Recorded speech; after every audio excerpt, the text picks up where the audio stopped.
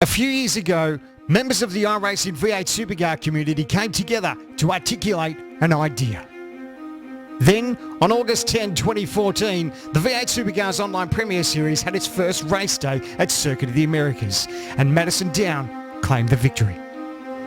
Madison Down, the winner. Phil Self second, Hampstead third, your podium, and Sean Kelly not far off it in fourth. What a result, what a race. This first test season, however, would go to TTL's Richard Hampstead.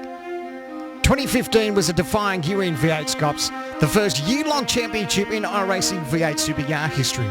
The season was filled with many highs and lows. Few drivers were triumphant, most faced heartbreak. Young gun Jared Filsell was crowned our champion. But in 2016, it's a new championship and a new opportunity for our passionate sim racers.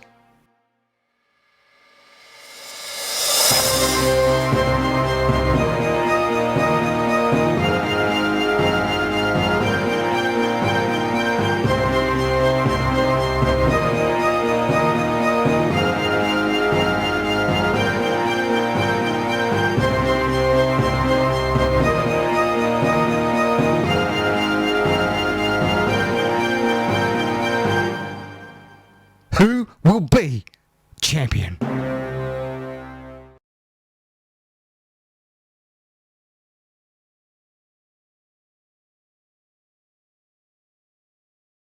Hello one and all, and welcome to V8sonline's live broadcast of the 2016 Lenovo V8 Supercar Online Premier Series. You're watching our live high-definition telecast for Round 13 of the Championship and Round 3 of the Endurance Cup. This is the Oak Tree 500 from Virginia International Raceway. We're in qualifying at the moment for the driver number 2 race, I believe, and we've got cars out on track at the moment, bringing you live pictures very, very soon. I'm Reese Gardner, bringing you this sensational piece of racing tonight. Joining me is Mr. Scott Fontaine. Fonty, how's it going? Yeah, good morning, Reese, mate. Yeah, not too bad, thank you, buddy. Early morning start here in London for me. Looking forward to this event. Should be a good one. Last of our Enduro Cup. So, certainly down to the wire up the front there. And yeah, not really looking forward to this event, mate. How's things with you? Yeah, things are not going too bad. I've been looking forward to seeing how this event's going to pan out for a while now. We're using a pretty cool event format for this, as we see cars out on the track at the moment. Basically, we're having 2 races to set the grid for this race, similar to what they do for the Sandown 500 in real life. Driver number 2 is going to take part in the first race. Driver number 1 is going to take part in the second race, and I believe the average of those finishing positions is going to set the grid for the race tomorrow. 500 kilometers around Virginia International Raceway. However, either driver is able to qualify the car for these races to give them the best chance, and so far, it's looking like ANZ SimWorks number 1 is on top on a 45.79. That's with Jared Filsell at the wheel of that car, but I believe Kane Kugami is going to be taking the wheel for that. Jared and Kane, of course, the powerhouse sort of pairing in the Endurance Cup so far, having finished third at Phillip Island and winning the Bathurst 1000, and they are the clear favourites to win because all of their major rivals, TTR and Hyperstimulator TTV squads have not been able to get the maximum available points from the 2 races so far. Yeah, you're not wrong there, mate. Jared and Kane have been very powerful through the season. They're a great teaming. Jared, as you know, is an absolutely amazing driver. He's done really well, obviously won the championship last year. I must point out though, P2 and 3 at the moment, Sam Sutton and Jake Burton now our support race commentators. Good to see these guys up there. We normally sort of see them sitting around the P5, 6, 7 mark, so for them to be in the second and third at this stage is pretty good. So yeah, obviously Jake Burton teamed up with Madison Down for this round. They missed out on Bathurst, so they weren't able to get a Enduro Cup championship under their belt, but they'll certainly be a force to be reckoned with for this round. Yeah, certainly. They're both major fans of Virginia International Raceway, the track that has come to be known as America's Nürburgring. This place is narrow, twisty, and hilly. And as we see Madison Down get into the Trans-Tasman Racing UKS Commodore, coming back out onto the track now, just ahead of Richard Hamstead in Hyperstimulator TTL number 28. Those guys are sitting in 5th place at the moment. Looking further back down through the field, in position 12, just coming into the pit box now, Heath Brennan for FSR GT Omega Racing. That driver pairing of Heath Brennan and Scott Stevens finished a surprise 2nd place at Bathurst, thanks to a very controversial incident on the last lap between Mark Pickett and Richard Hamstead, but they took that 2nd place in style, and the team is still riding that particular high. However, from 13th place, it'll be interesting to see what they can do. In 10th place, meanwhile, at the moment on a 46.999, just a hair's breadth shy of a 1 minute 47 lap time, Forzan El Nabi in the Performance Motorsports blue car. Forzan, very good over 1 lap. Currently qualifying and most likely racing, as we see a car go off in front of him. That's another Performance Motorsports car. Seeing a couple of cars off up at Oak Tree. Yeah, Forzan's really gone well this year. Like, he started off sort of down the back of the pack, and he's slowly crept his way up throughout the year. Just hasn't had the consistency to finish well in races, but he still has had some solid results and could definitely be on for one of the trophies that we have for this year for most improved. Yeah, certainly. Whole range of trophies available for best presented team, most improved, and first, second, and third in the drivers and Endurance Cup championships. Meanwhile, looking at the broadcast chat, we've got a bit of a question from Isaac Edwards. Who do you guys think is the dark horse in V8 SCOPS? Well, this championship is incredibly competitive, and it's while you might see some of the same guys up at the top consistently, it's never a clear-cut case of who will emerge victorious. But I don't know. I can think of a couple of drivers who would be considered dark horses, just popping up where you don't expect them. Probably people like Jake Burton, Sean Kelly. I do know that the Fusion Sim Racing guys were definitely the dark horses at Bathurst. What do you think, Fonty? Yeah, my personal pick of a dark horse would have to be Sean Kelly. I tell you, he really, doesn't put many laps in compared to a lot of these other guys. Sort of jumps on the night before and has a bit of a skid. I know that racing him back in the official Monday Night Series back in 2012, 2013, he was very fast, and then he put a lot more time, and that was when we sort of had the names of Justin Ruggier and Shane Gisberg and Scotty McLaughlin. Madison Down used to run that, and he was there sort of always in that second or third, so I reckon that if he put a bit more time in, which is a little bit difficult because everyone's got their sort of day-to-day lives to do, and he's busy helping us out with the admin side of things, but yeah, he's definitely my pick up the dark horse.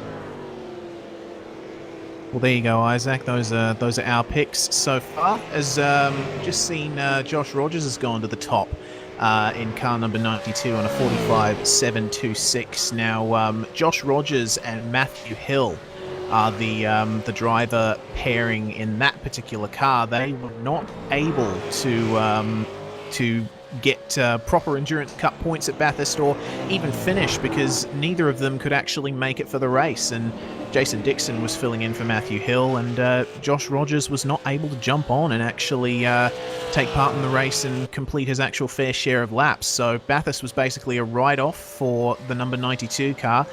However, coming off from victory at Phillip Island, I think the 92 car is definitely in with a chance here.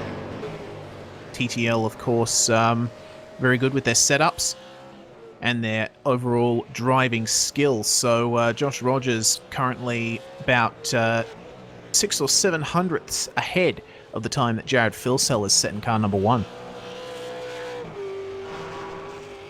Yeah, Josh Rogers has really turned it up this year. I hadn't personally heard of him until I started streaming the Wednesday night OSR event, and he really took on the world. Yeah, I know, well, from what I heard, he was sort of around a little bit last year, but since he came into his current team, he's really shown form this year. Yeah, he certainly has. Went on a very good string of dominant victories in the early to mid-season, and he's still remained in contention for, at the very least, a top 3, if not the outright driver's title. So the pressure will be on for him a little bit here, but Josh Rogers has a pretty cool head on those shoulders, and he definitely knows how to wheel one of these cars around a place like Virginia International Raceway. But it looks like Jared Filsell, the reigning champion of V8 SCOPS, has gone faster still. He is now on a 45.5, so he's pipped everyone by at least a tenth.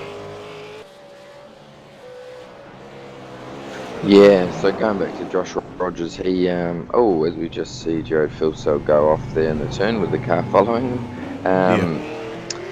Yeah, Josh Rogers, yeah, it's really unfortunate. He's had a lot of internet dramas this year, and I know that even a few races he's actually been racing off a hotspot from his phone, which if he hadn't had those few other dramas, I'm pretty sure we would have seen him leading the championship at this stage. So hopefully for next year he can get that all sorted, and we'll see him battling up with Jared and Madison again. Yeah, certainly. Racing off your phone's Wi-Fi hotspot definitely deserves a dedication out of 10 award.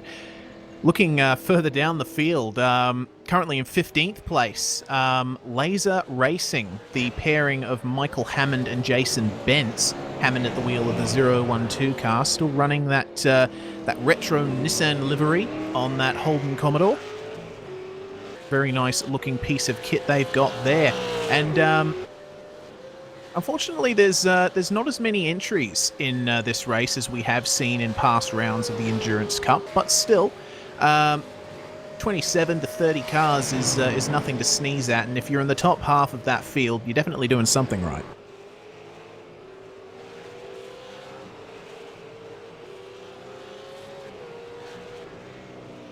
Yeah, this field is super competitive. I personally haven't had the chance to run it this year. Obviously been busy with the broadcasting side of things, but last year I ran the Phillip Island 500, which I put a lot of effort in, and yeah, these cars are really, really physical to drive. You know yourself how physical sim racing can be, and I didn't think, most of the world think you're just sitting behind a computer screen just turning a steering wheel, but the reality is that it's super physical. Yeah, definitely. Very hard work, especially when you basically got to drive these cars like you've got soft-boiled eggs underneath the pedals that you don't want to break. These cars still very sensitive to direction change under deceleration, and the rears are still a bit prone to locking. Meanwhile, you've got 650 horsepower going through the rear wheels on a very overweight and under-tired car. Around a track like Virginia International Raceway, going through the roller coaster, it's quite the extreme effort to do. We're coming up to about a minute left in this qualifying session, just by the by. So the current running order is car 1, then car 92, then car 888. Sam Sutton at the wheel of that one. I do believe Sam Sutton is driving with Jake Maloney in that 888 car. Meanwhile, number 77, Trans-Tasman Racing UKS entry, Madison Down managed to set the fastest lap time so far in that car, 46.042. In 5th place, Hyperstimulated TTL number 28, Richard Hampstead doing well enough for a 46.2. And then we've got the other Simworks Racing ANZ car, a Falcon instead of a Commodore, with Tyson Williams at the wheel. Meanwhile, that's a very good effort for those guys, actually. Yeah, Tyson, P6, well done, Tyson. Sorry, Reese. Yeah, no worries. One team we haven't actually mentioned so far in this broadcast is Synergy Sim Racing. They're currently in 7th place at the moment, currently in the pits. But the pairing of David Moore and Michael Schreier, definitely a very strong pairing, currently in the top 10 for their troubles as the checkered flag flies. So that's effectively the grid set. Well, just outside the top 10. I'm not sure if he started his lap before or after the checkered, but he's still out there. Corey Preston, the JMSR 6 Boost Racing. Looks like they are in a Holden as opposed to the usual Falcon that Mr. Preston always runs. But still, in 11th place on a 47.0. Looking quite nice as he goes up through this impressive sequence of S-bends. Oh, a little bit of a mistake there from Corey Preston. He's in the wall. Big off there and in the wall. Ouch. Ouch, right. That's final lap over for Corey Preston. Yeah, not much runoff there at VIR. Those members' clubhouses being as close to the track as they are. You definitely don't want to make too much of a mistake going into that roller coaster type S-bends. So as the clock ticks down, we're getting ready for the driver number 2 qualifying race to start. And this is going to be a 13-lap affair. So it should take about 40 minutes.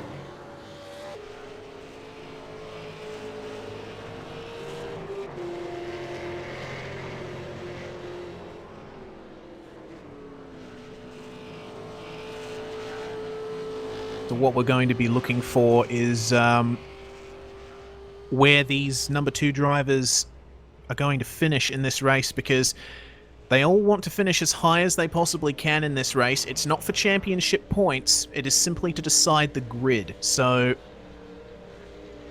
you don't want to get in too much trouble. Don't want to get hit off at the first turn. Certainly not an optimal way of going about things, because if you end up getting hit off and end up at the back of the grid, it's not going to matter what your driving partner does in the second race coming up later tonight after supports.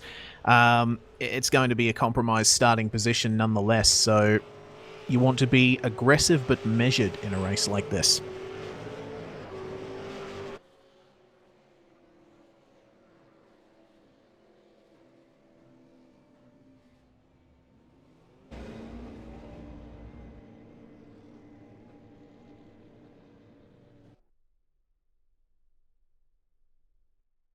And with that, the session has ticked over.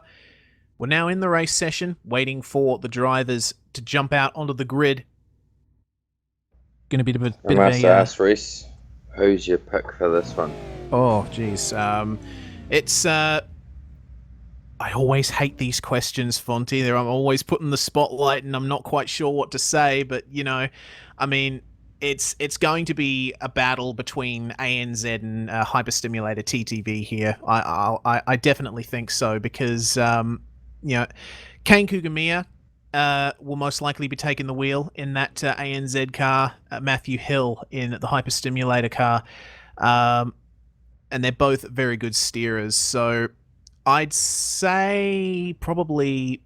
My head says Kane, but you can never underestimate Matthew Hill. He's he hasn't been in the car for a while, but he's a good steerer.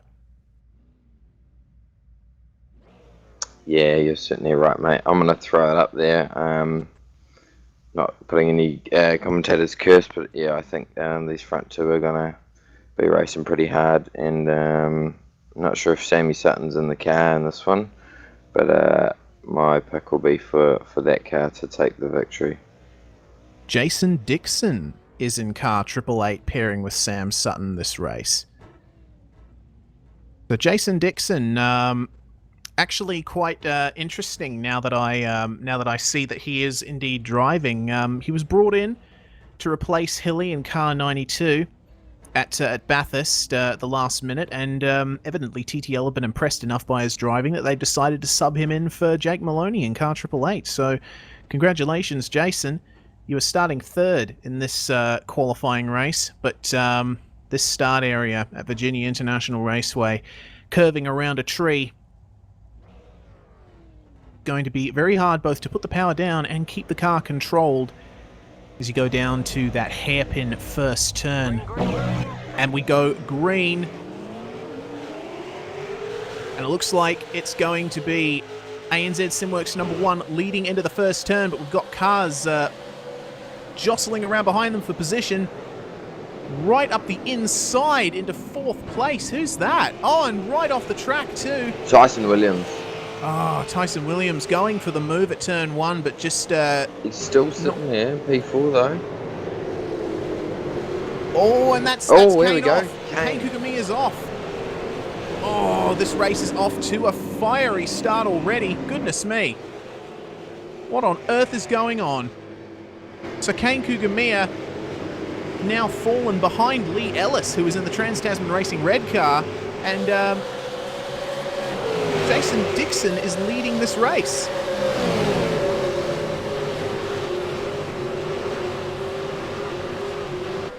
As they go through this impressive dip on the way up to Oak Tree Turn. Of course, the oak tree at that turn is no longer there in real life, but it is preserved indefinitely in laser scan form in iRacing. Cars are almost single file. I'm still not quite sure who it was that went off there at turn 1. Whoever it was, they are way down in the field now. I think it might have been David Moore. David Moore in that Synergy Sim Racing car. Yeah, I think you're right, mate. We come into the heavy braking zone, and it looks like that's Richard Hamstead. Not Richard Hamstead. This is the Driver 2 race. That's John Latham there, who jostled with the JMSR car. So 1 lap completed, and we've got the 2 TCL cars in the front, followed by Tyson Williams. Stellar as he goes up the inside. Here we go. Is he going to be able to brake late enough? Oh, Edwin Kane. Yeah, no, Kane's he off the goes track. right off. Oh, Oh my God! Wow. Okay, that's just completely shaken things up. That's Jason Dixon absolutely smashed out of the lead by Tyson Williams. Tyson had to go off there at No, that turn was 1. Kugamiya. That was no, was it? Kugamiya. Yeah, Goodness me. Kugamiya lost it in the rear, lost the rears, and just my collected goodness. him. Wow, if we can get a replay of that, my goodness.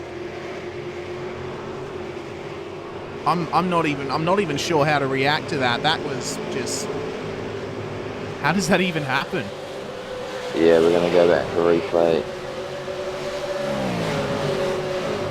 Yeah, so Kugamiya just locked up, went across the track, tried to sort of avoid the cars coming up to the apex of turn 1, but unfortunately there was really nothing that Jason Dixon could do. He was just completely whacked off the track there by Kugamiya.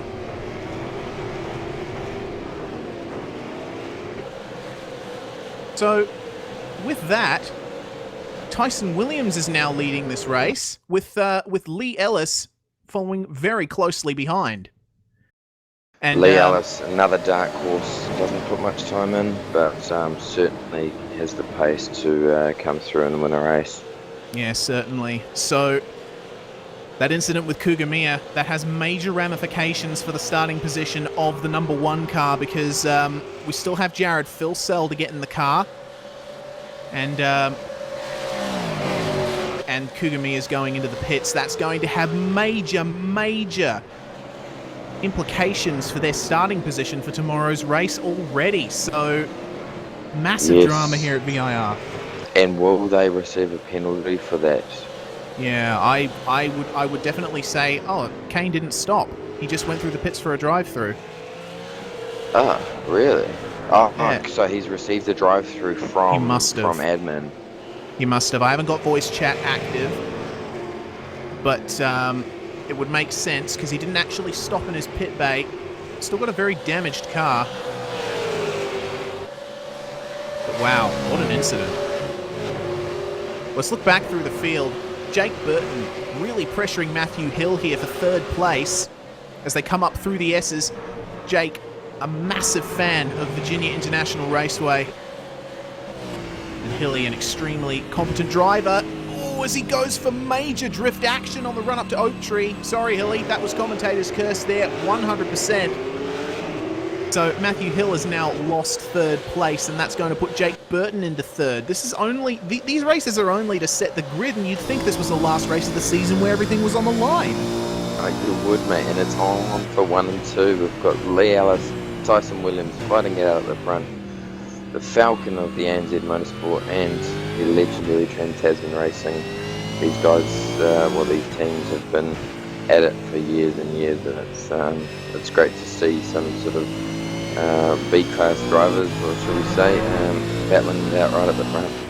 Yeah, certainly. Very, very nice battle here between Williams and Ellis as they cross the line to begin lap 4. Ellis has a little bit of a look up the inside, draws close in the braking zone, but Williams is holding his line. Ellis locks up slightly. So this is some major defensive driving here from Tyson Williams. Driving really well too, I must say. Yeah, certainly. Tyson has a little bit of a reputation as a bit of a hothead within the community, but he's definitely holding his own here. Riding on board with Lee Ellis now. Right under the rear bumper of Tyson Williams. They go underneath the bridge as they come into the S's. A little bit of a straight here, and then you keep the foot flat to the floor as you go over these crests. And then just down a gear, into 4th. Ride that curb, make a nice smooth exit. So Jake Burton, he's coming for these two. I reckon we could see Jake take this. It's going to be a battle between Lee Ellis and Jake Burton, the two Trans-Tasman Racing cars. Yeah, certainly. Williams there took a much tighter entry into Oak Tree. Yeah, And it's so a double slipstream for Burton. Yeah, we've got a gap from 3rd to 4th, which is almost 2 seconds. Oh, Ellis goes wide on the exit there at the start of Roller Coaster. That almost let Burton through, but I think Jake just thought better of it and just elected to stay behind. Not really the kind of place where you can go side by side in a car like a V8 supercar. So that's the top 3 broken away from everyone else now. Yeah, 9 laps to go. Here we go. We're going to see him move. Ellis slightly covers. Nope. Once again, Williams is just steadfastly holding his line. Getting a nice early entry to the corner, cutting Ellis off a bit. That's a completely legal move. Oh, Williams slowing up slightly. Ellis is looking very racy. You can tell he wants that position. Oh, a little bit of contact there, I think.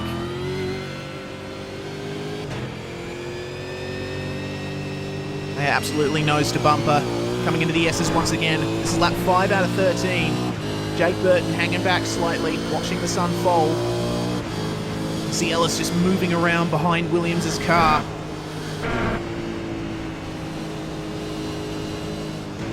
They fall back slightly through the S's. Williams just had a little bit more corner speed in that particular section, but now coming up to Oak Tree, Ellis just hard on the brakes and tags Williams, and he almost goes around, but he manages to hold it. Oh, and more contact in Oak Tree, and that's Williams spun. Or nearly spun, but he managed to recover it, and that's Lee Ellis in the lead. And he's got, Williams is going to get passed here by John Latham. These guys are going to battle to the end, my prediction. So we've got a 2.1 second gap between Corey Preston and Tyson Williams now. So if these front 4 go at it, I reckon Lee Ellis and Jake Burton, they'll battle to the end. Oh, something's happened to Ellis. Yeah, Ellis is redressing that position to Williams there. Okay, good sportsmanship from Lee Ellis. But in all that fracas, it put Jake Burton in the lead. Almost unassailable lead. 2.4. Man. Yeah, okay. Well, I think at the moment, all Jake Burton has to do is keep it on the track. He has got a bunch of cars coming after him in the form of John Latham, Williams, and Ellis here. And these guys, it's just... I'm impressed at how close the cars are. Like, everyone's just driving so hard in this race. It's incredible. Looking back a bit, we just want to update you on car 888. Jason Dixon is back in 9th place, being followed very closely by David Moore and Matthew Hill. So all those guys have suffered slightly, apart from well, actually, yeah, all of them have suffered. They're all further up in the top 10, and now they're battling for the last positions in it. Oh, and Fonte. This battle from 12th position backwards, have a look at this. It's an absolutely massive train of cars coming into the Oak Tree section of the lap. And they are jostling everywhere. Brett Stiles there in the Trans-Tasman Racing Blue Machine, filling in for Brock Salmon. Great to see Brett out there having a go.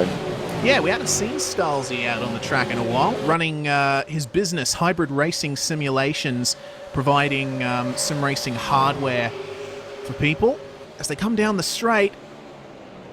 And we're seeing some major side-by-side action. Is he teaming up with Sandman for this event? No, I don't know. That's because Muggleton's over in New Zealand at. Yeah. Oh, sorry, as we have a car just running off the track. Oh dear, who was that? That looked like a Fusion Sim Racing car. I think that was right. That was Matthew Ross Monroe there, I yes, think. Correct. Yes, you're right. Car number 47, and now he's going side by side with his team manager. And we've got a Holden Cruz there on the outside. We have indeed Scott Stevens there in car 82, just holding the outside around Matty Ross Monroe, or as he's affectionately known, McNuggies. Some amazing racing here in the midfield. Absolutely incredible. Look at all of these cars. Oh, and we're seeing a bit of a dive bomb there from car 121. That's Victor Tanaka. Never Quit Racing. I think he's paired with Tony Klusterman. I'm not quite sure. Yeah, that would sound right. And it's Holden Cruz. Yes, certainly. He'll actually go back a bit faster without a rear wing on, I think. V8 Supercars going truly multi-make here. All you need is a little bit of damage. But Tanaka really pressuring Ross Monroe here. And in the middle of this train, even further back, he's David making Lord, a move. car 93. Yes. Oh, and a car off in the background. Yeah, that looked like a V8 Sleuth Racing car. That was Liam Wild. Oh, here we go, another car off. Oh yeah, that's Ross Monroe there. Went off the exit of Oak Tree. Oh, and Kugami is in the mix there. P20. Oh yes, so that's where he's come out.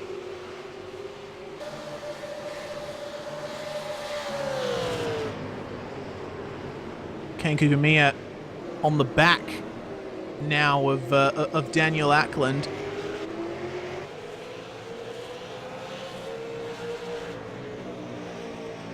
Man, we've only done 7 laps of this place, Fonty. Where do we look? Yeah, where do we look indeed? Focused on P12 now. Todd Parks, D. Polton going at it. Also, David A. Moore. Oh, Poulton had to jump on the brakes there as Parks took the regular line. But Brett Stiles holding his own up the front of that battle pack.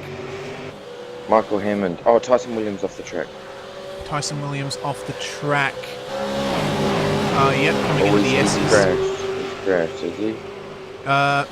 Looks like it might have been just an error from him. He was in 4th, but now he's a bit further back.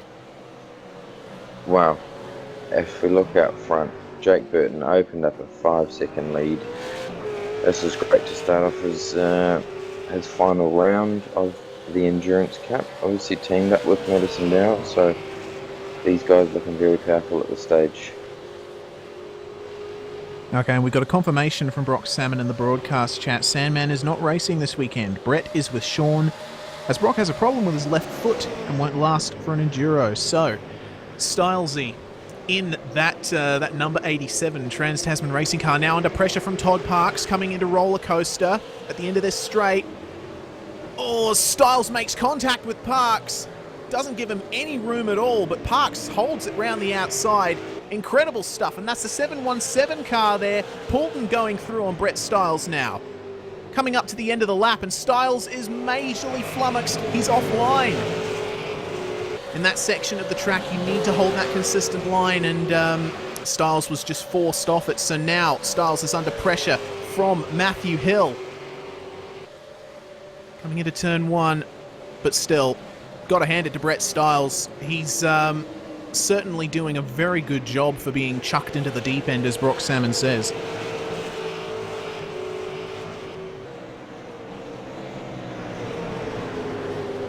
Meanwhile, it looks like John Latham has made his way up into second place in the number 28 car.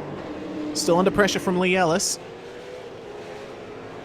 But at the moment, seems like that's the state of things up at the front. And in the midst of all that, the Laser Racing car has gotten up into 4th place from 15th. Incredible fight back there from Michael Hammond.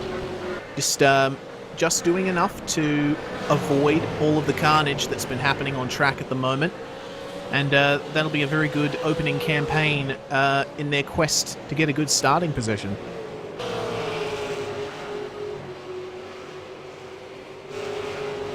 Oh, nice little battle here. Matt Stratford, Jason Dixon.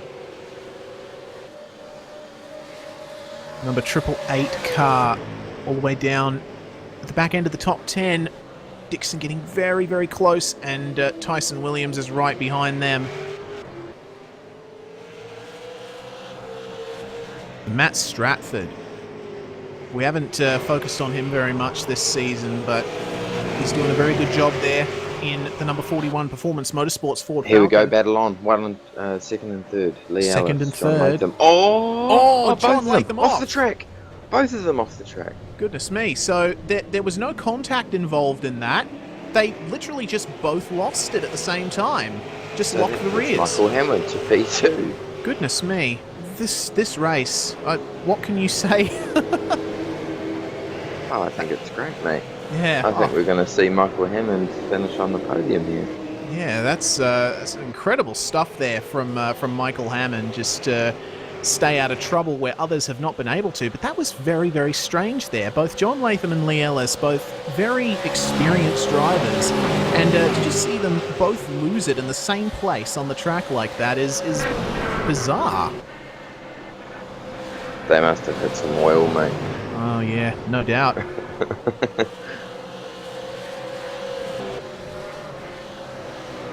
Matthew Hill all over the back of Brett Styles.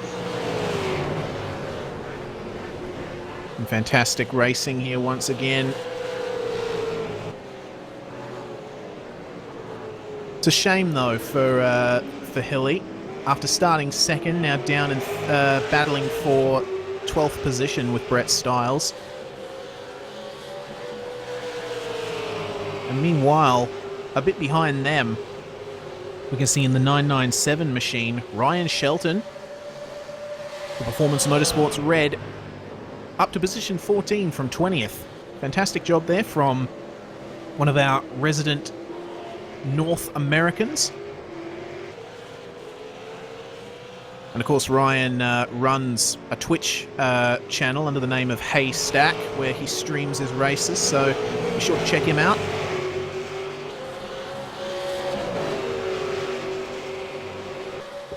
He's also made us a camera set for this round, which I actually haven't installed as of yet, but I will do for the race tomorrow. Brilliant stuff. So, Esfonte goes for a little bit of a pit stop. We'll run through the current positions in the race.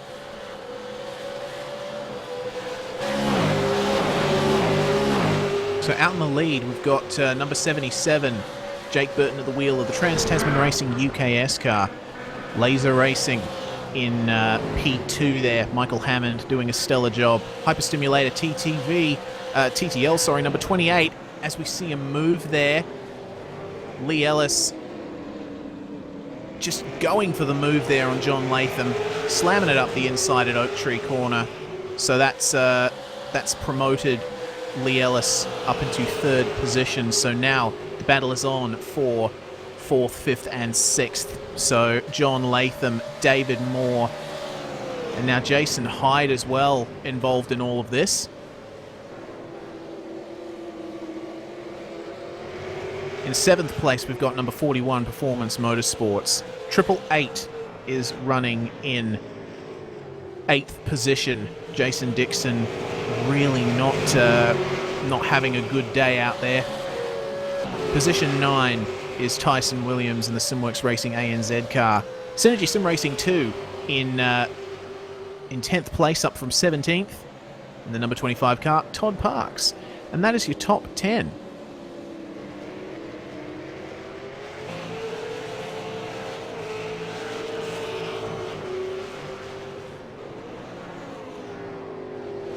The cars have spaced out slightly. Not seeing as much balls to the wall, out and out, bashy, crashy, car-y, spinny stuff as we've seen in the first half of the race. Everyone's calmed down in the last, as we come up to the last lap and a half of this race.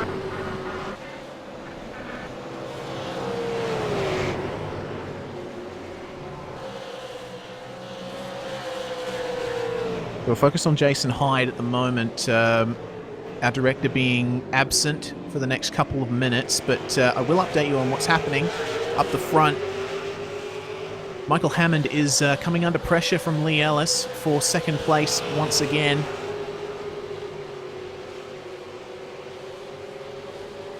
But all I can think is just what a race it's been so far. Absolutely incredible racing all throughout the field. Some thrills and some major spills. And if this is anything to go by, I can't wait for the Driver A race later tonight.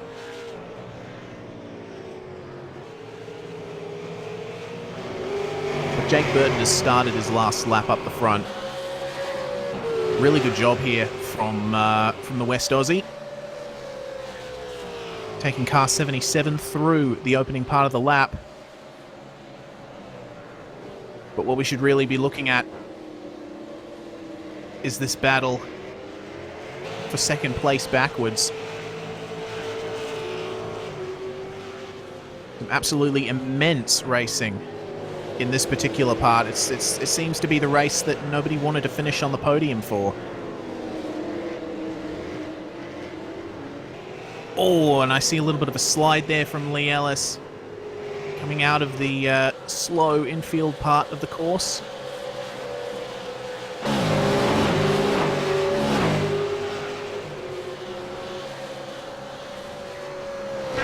Ellis is coming under pressure now from David Moore, who himself is coming under pressure from John Latham, just running wide a little. And Fonty is back. John Latham. Fonty's back for the last lap. Well, as they come down the straight, it's been an absolutely, it's been a very exciting opening to the evening's proceedings, hasn't it, Fonty? Oh mate, it's been a great race. Yeah, great to see. This will be Jake's first win, although it's not a main series race win. This will be his first win in the V8SCOPS series. Yep, and he crosses the line. Jake Burton is going to take victory in this opening qualifying race for the Oak Tree 500. The question is, who is going to finish 2nd? It looks like it's going to be Michael Hammond. He's just going to hold on from Lee Ellis for 2nd place. What can you say? What a drive from the Laser Racing guys. From 15th up to 2nd. Fantastic stuff. Lee Ellis is going to finish in 3rd. David Moore in 4th place. 5th is going to be John Latham. And Jason Hyde is going to bring the 097 car home in 6th place. Just incredible stuff all throughout this field. It's some absolutely insane racing. Down in position 20, we see Daniel Ackland crossing the line just ahead of Matty Ross Munro. In 18th position, it seems. Really good to see all the field get mixed up, really. Yeah, certainly. Unfortunately, it seems that Kane Kugamiya coming through roller coaster now. We haven't seen much of this car, or as much as we probably, in all cases, should have. But he's going to come home in 26th position. very unfortunate race there for the drivers of the number 1 car, and 2 retirements.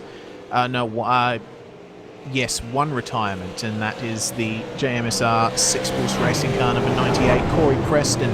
He started 11th, but I'm not quite sure what happened to him. About 4 laps from the end, he was just unable to complete the race. So those are all the finishes, as we see the Redback Racing number 350 car with Jamie Owens at the wheel crossing the line. So there we go, Fonty. That's the qualifying race. The first of them done, basically. Yeah, well, certainly so. Kane Kugamiya, not that good a race. He finished way down the field, so it's going to be hard for Jared to come back from here. But we do have a 500-kilometre race tomorrow, so these guys can come back and certainly do it. As Beth has proved last round that anything can happen, and certainly can be spanners thrown in the mix. Yeah, certainly. That's why we love endurance season. Without a doubt, one of the best parts of the racing year, real or virtual. So, without further ado, I think as Jake Burton does celebratory burnouts with Michael Hammond, probably a good idea to run through the race results. So, official results here at the moment. Number 77, Trans-Tasman Racing UKS in first place with Jake Burton at the wheel. Michael Hammond finishing in second place in the 012 car. Third is going to be Trans-Tasman Racing Red Lee Ellis. David Moore brings Synergy Sim Racing home in fourth place. John Latham finishing in fifth position for the number 28 car. 097 in sixth. Performance Motorsports number 41 in seventh. The car 888. Jason Dixon at the wheel, finishing in 8th place after starting 3rd. Unfortunately, met the wrong end of Kugamiya's Holden Commodore. The 03 car, Tyson Williams in 9th place, and rounding out the top 10 was Todd Parks in the Synergy Sim Racing 2 car. In 11th place, HTR5, Daniel Poulton finishing in 11th place. Trans-Tasman Racing Blue, Brett Stiles bringing it home in a very solid 12th place.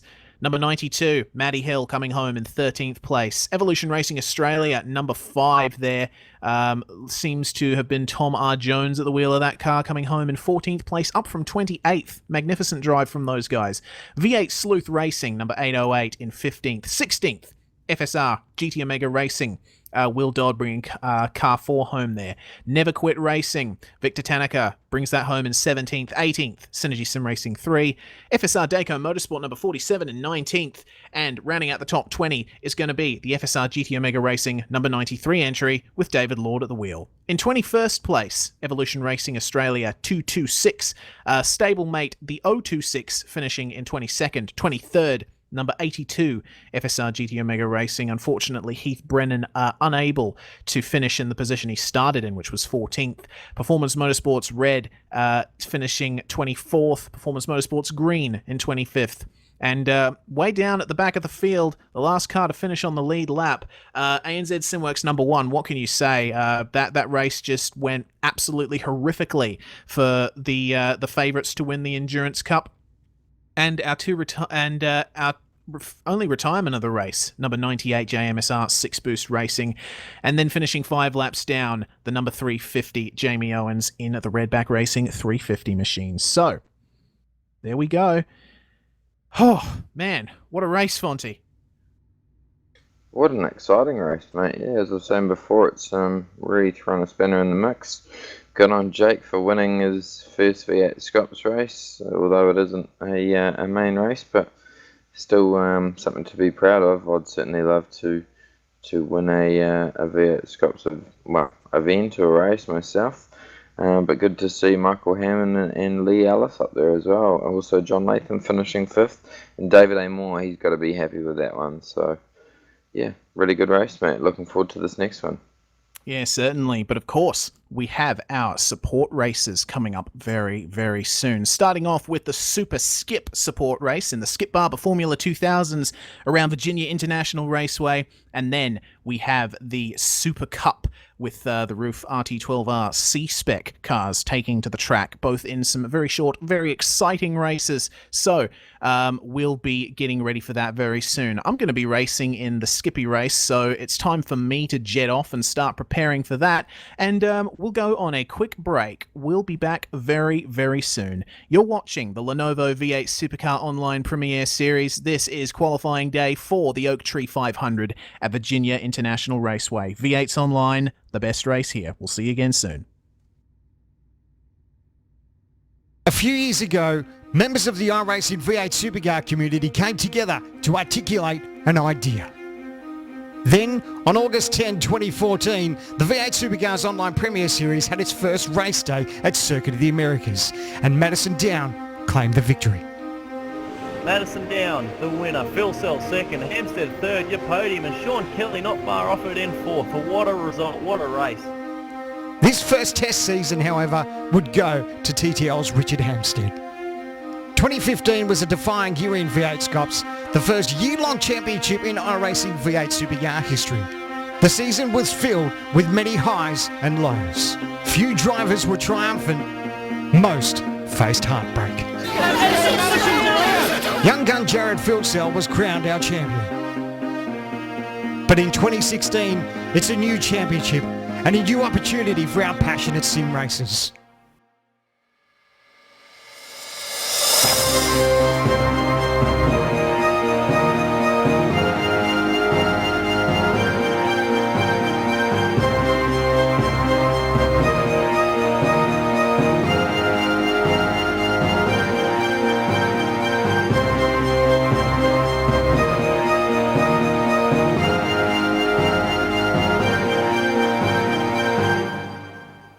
Who will be champion?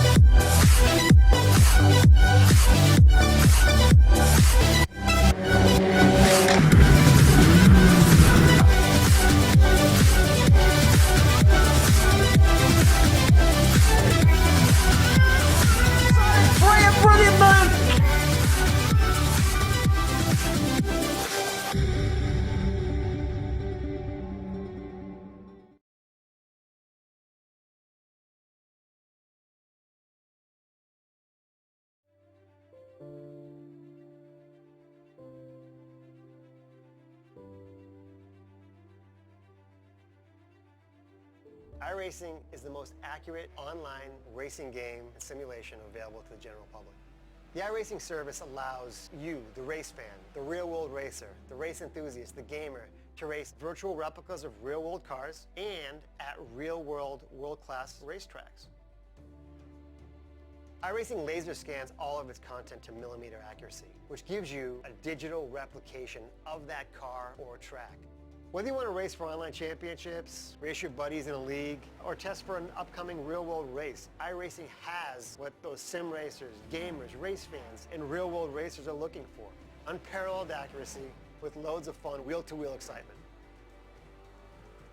Because of the solid community that iRacing has built, along with that attention to detail, iRacing has been able to form official partnerships with renowned motorsport organizations such as NASCAR, SRO, IMSA, V8 Supercars, and others to develop professionally sanctioned online racing series for our members to participate in. This is unique to iRacing.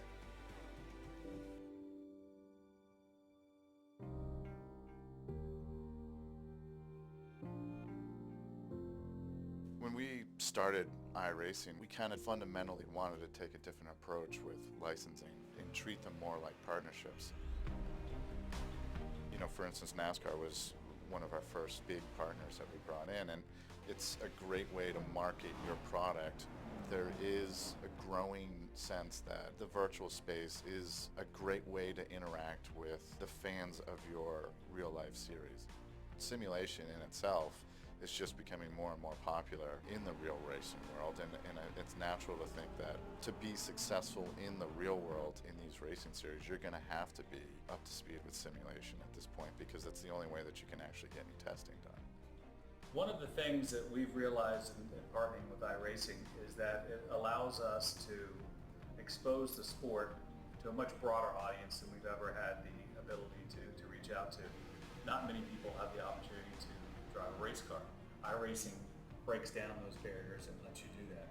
So for us, we're able to expose racing in general and the sport of NASCAR to a much broader audience from that standpoint. It engages people in NASCAR in general. So they like iRacing. If they don't want to become a professional race car driver, they get a feel for what the sport's all about. They're more apt to either go to a race or watch on TV. iRacing's ever-growing global online community is very appealing to IMSA and what we're trying to do and grow our product as well. Clearly, iRacing is a leader in sim racing and logical and attractive partner for us to be with. For sim racers who have not been exposed to IMSA before, this is a great way to entice them to come check our product out on television or attend our events in person. At this point now, we're actually getting contacted by racing series and tracks and manufacturers because they want to be involved in iRacing, because they see the value of having that sustained exposure to key demographics for them. Over the last few months, we've done partnerships with the SRO, who is the sanctioning body for the Blancpain GT series in Europe. IMSA, which is obviously the sports car series here in the US. They're two of the newest partners that have gotten on board with this idea that there is a way to kind of bring their brands into iRacing and create these virtual series that have real meaning to consumers of our product and fans of their series. Next to the traditional ways of promoting the championships through TV, through media, through all forms of internet, we appreciate the growing importance of gaming. iRacing offered a very realistic platform where high-level players can get the nearest to the specificity of our type of racing. Companies like NASCAR or Blancpain Series or IMSA don't just partner up with everybody. They see how authentic we are, how realistic the racing is, how much effort we put into making things real and fun and exciting for our members, and that's how we get to work with these companies. It helps us both engage our existing customers. It's more exciting to race when you're racing an actual NASCAR series versus just a stock car, and it also helps us reach new people, because new people, they follow these series in the real world and they want to get as close to them as they possibly can. One of the things we love about iRacing and what they've created there is that it really emulates what we do in real life in NASCAR. You have to work your way up, you have to train, you have to become better at every single level in order to make it to the very top. iRacing was the perfect partner with the technology that they had to offer, really the best of anything that was out there, and they created the most authentic racing experience that anybody could find. Short of getting in an actual race car, you're not going to find anything closer to real life than what you'll find in iRacing.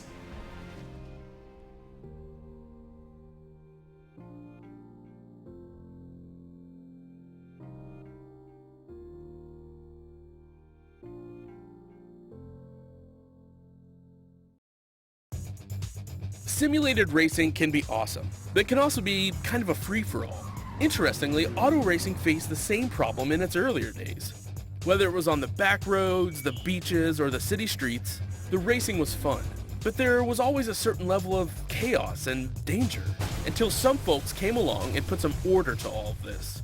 Stuff like official racetracks, regulations about weight and equipment, and enforcement of standards. That's what gave us high-speed excitement, fast-paced action, and photo finishes. That's when racing became racing. The guys over at iRacing.com have made the same transformation in the world of sim racing. Sure, they've got the most accurate tracks and realistic cars out there, But that's just the start. See, iRacing analyzes the performance and results of each driver in every race, so you can be sure you're always placed in races where the competition will be tight, and that those reckless drivers who ruin it for us all are kept in the pits. Not to mention that with over 45,000 active members already in their vast community, you can find races day and night, so you can always get in on the action. You can even join a league of your favorite series. And since updates are always automatic, you don't have to worry about software and can focus on the track. Zip up your fire suit and check out iRacing.com.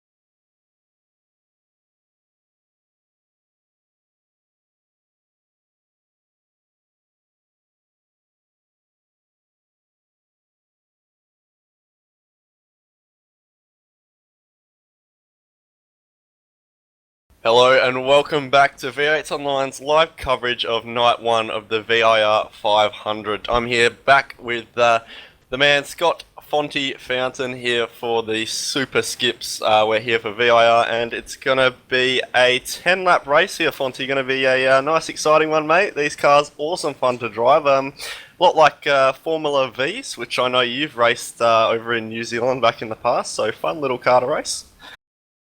Oh mate, these are a great little car. Personally, my favourite in the iRacing platform, mate. It's really teaches you how to drive well and sort of teaches you all about racecraft and drafting, and the racing is really close. A little bit disappointing we don't have a huge field of these guys for this race, but still some good drivers. We've got our resident commentator Reese Gardner out there on screen at this stage, which, yeah, he can go alright. So I'm going to put my money on Reese for the race win in this one. Also, Blake Nick's pretty fast, and Scotty Stevens, where you can't put him down at all, finishing on the podium at V8SCOPS 1000. So yeah, no, it should be a good little fun race, mate.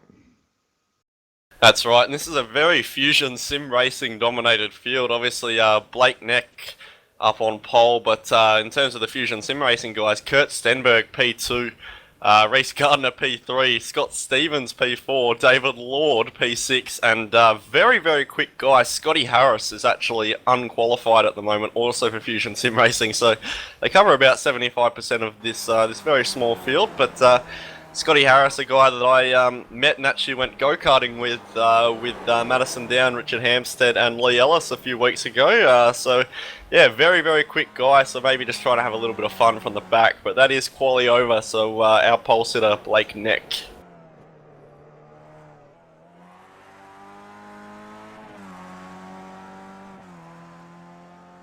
David Lord finished off a lap, 2:10.3, but maybe struggling a little bit. I believe Reece Gardner is still on a lap. Scotty Harris as well. So not finalised results. About a 2-minute 07, something fast around here, which compared to the 1:46s we see in the supercars, quite slow. But being the skippies, that's obviously all just the straight line disadvantage that they have. Scotty Harris coming into do a 2-minute 09.6, so that's going to put him P4 at the moment, and Reece, who I believe we have on screen, is still coming through the last corner and is going to come on the straight to see if he can better his 209.4. Only needs a little bit more to be up with Stenny and Blake, about a second, so Reece Gardner does a 208.6, which is going to be a big improvement, 8 tenths, but not enough to beat Kurt Stenberg. Yeah, I certainly hope to be out there racing in these again next year, especially for the support races. Be a lot of fun. 150 horsepower, these beasts, mate. So it's all about just keeping it smooth and consistent, and yeah, using the draft to your advantage. So I'm sure we'll see these front guys battle it out closely. Definitely a bit of a go-karter sort of car, very lightweight, not pretty stiff when it comes to suspension and whatnot, and you do have to drive them on the rear end a lot like a go-kart, so definitely going to be interesting, this one. A lot of the guys already gridding up. It is going to be a 10-lap race here, and the good thing about the skippies, Fonty, is that, as you said earlier, although we do have a small field, this field will probably be in a battle pack for the whole race given the draft and these things. On that big long back straight here at VIR, you'll probably see guys maybe make 2 or 3 lead changes going up there, and it's a really nice wide track for them, lots of curb to use, so certainly going to be good fun to watch. Yeah, big shout out to all our viewers watching at this stage on Facebook and on Twitch and on YouTube. Thanks for tuning in for this event. Hello guys, I'm back. I'm just letting you guys know that I'm up for some in-car comms whenever you need me. Oh, that's awesome, Reece, mate. You can give us a lap, a commentated lap, mate, as you're streaking out front to win the race, mate. Yeah, that's gonna happen, totally. Mate, I've got my money on you, I tell you. A lot of pressure here, Reece. Couldn't How quite much? hit your teammate Steady though. Just a Nah, little bit but in front of you. Mate, he had draft. I didn't. Oh, classic Stenny. That's a cheat move, that is. But I guess now we're ready to go green, Reece. Good luck, mate. We'll chat to you in a few corners' time. Cheers, guys. Gonna have the lights start to come up now.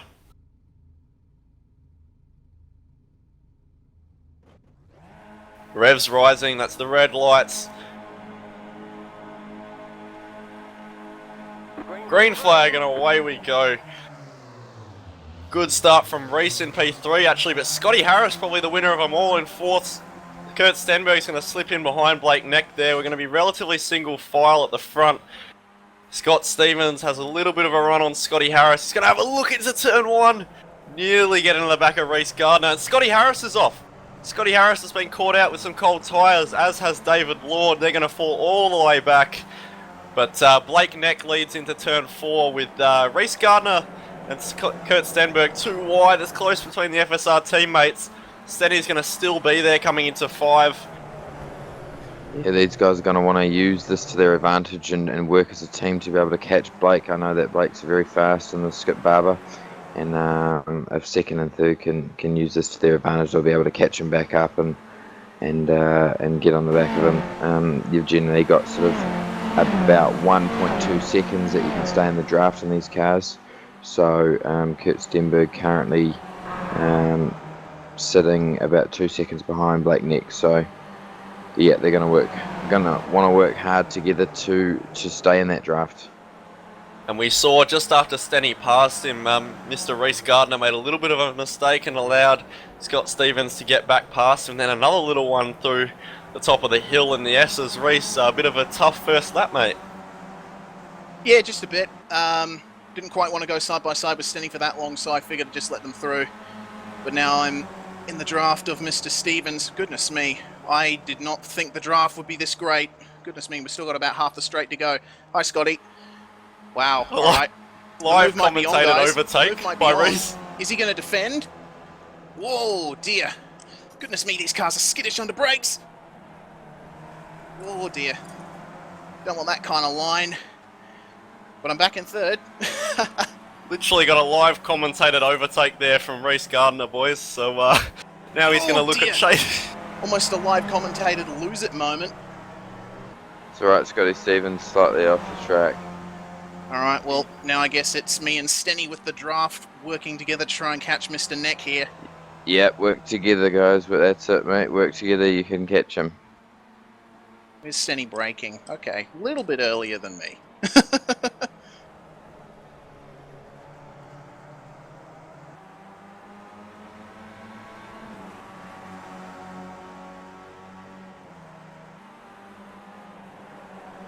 Yeah, so Stenny's going to want to be getting a fairly good result in this race. He's not got much chance of being this far up the front in the V8 Supercar this weekend, is Stenny. So he's showing his absolute best to have a lot of fun in this Skippy. I think Stenny may be having some issues with the Supercar over the last couple of months, just not enjoying it as much as he used to.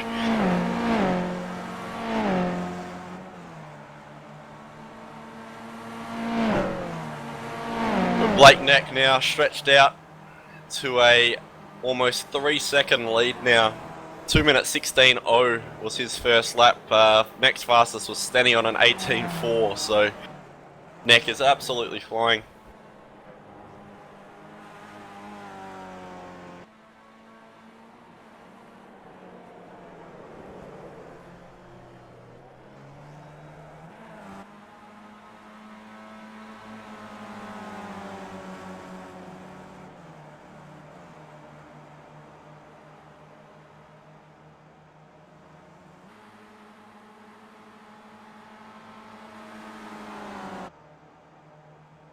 Reece getting nice and close to Kurt Stenberg, coming into the roller coaster. Trying to use the draft, these two. Live gap from Stenberg to Neck, 2.9 seconds. Yeah, so Stenny's got back Reece on the Gardner horse. has a bit of a moment. Nice save there, mate. Yeah, I was pretty chuffed with that. Okay, so that's going to be a 207.9 from Blake Neck. So that's actually not far off his quality time. So very quick time from Blake. Back to a 208.4 from Stenny and a 2 from Reece. So they're not far back, but I think Blake Neck at the moment just has too much pace. Yeah, it's going to be difficult to catch him, especially since I seem to have a bit less pace than Stenny in this section of the track, so I can't quite get close enough to make the pass work.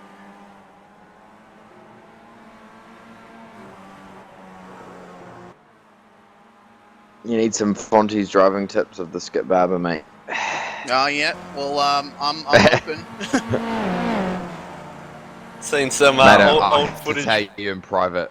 Oh boy. Seen some old footage of you back in the day, Fonty, racing around Pukekohe in one of the Formula V / I think you guys call it Formula First over there. Yeah. No, very yeah, a few years ago. That now almost actually 10 years ago since I was racing Formula First. Great little class, mate. So similar to the Skip Barber. Racing is so close. Yeah, I'd certainly love to go back and have a skid, but yeah, I'll stick to going back to karting. It's almost been 2 years since I've raced go-karts, so I need to go back and do it. I'm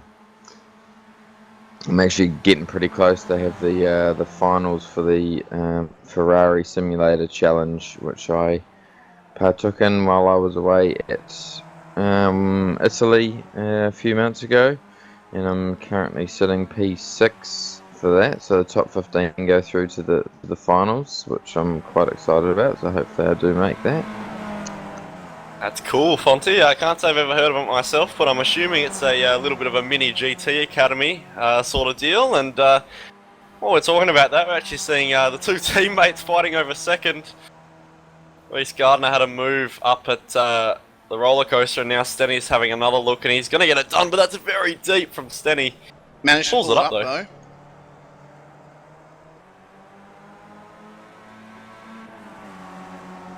Yeah, so Fonty, I was just going to say before, Reece, Scott Stevens, Kurt Stenberg, myself, and a couple other guys from the FSR camp actually went to Barbagallo Raceway last weekend and watched the Formula V national title for Australia here. So it's quite interesting to see some of these, even though these are skip barbers, which are different, but similar beasts having a go on a real track. I still want to come together some of the footage I took that weekend, eh? Goodness me, the draft here. Because I think the Formula V's over in Australia are 600. They have a 1600 and a 1200. They have whereas both, back in New Zealand, back in New Zealand they're just a 1200. But man, the horsepower that they're getting out of those things these days is just unreal, eh? You know, back when I was racing, we were sort of hitting a top speeds of 200, 210 down the back straight of Pukekohe. Obviously they've shortened that up now with the new layout of Pukekohe track since I raced there, but they're still getting, you know, up to 200 odd clicks, mate, and they're putting out another 15 horsepower. They're putting out about 75 horsepower out of a 1200cc engine. Yeah, quite a lot of horsepower for such a little weight, and you do see, like, with these lightweight, low-power engine sort of categories, you just see Reece Gardner make a move on Stenny. The draft is so important, and it makes the racing really, really interesting. And I myself have actually driven a 1600 Formula V, and they are quite a lot of fun. Definitely the focus with those cars compared to something, say, like a Formula Ford, because of the shorter wheelbase and larger tyre, is you've got to focus on the corner speed rather than your braking performance and stuff like that. So definitely a very committed and difficult class to be quick in. Yeah, and it's generally the class that sort of a lot of sort of superstars start off in. I know in New Zealand that you sort of go through the ranks of running Formula first, and then Formula Fords, Toyotas, and then on to better things. The likes of Shane Van Gisbergen, Andrew Waite, Mitch Evans. All of those guys ran in Formula First. Richie Stanaway as well, which, yeah, it's a really good stepping stone to get yourself into something better if you've got the funding. Yeah, that's it. Fortunately, it is one of the cheaper categories of motorsport to be in, Formula V/Formula First, and even the skip barbers over in the United States. So I got a few friends who have gone over and got scholarships to run in that. But unfortunately, any sort of car racing is very, very expensive, and Australian motorsport is getting to a point now where even go-karting is expensive, so you need a pretty expansive budget if you want to not just be in the category, but have the good gear so that you're at the front.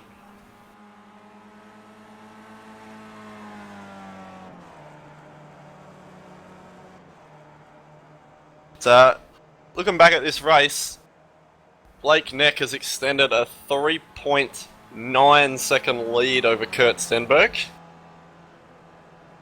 And Reece, as we saw earlier, has just fallen back a little bit behind Stenny after a bit of a mistake down at turn 1.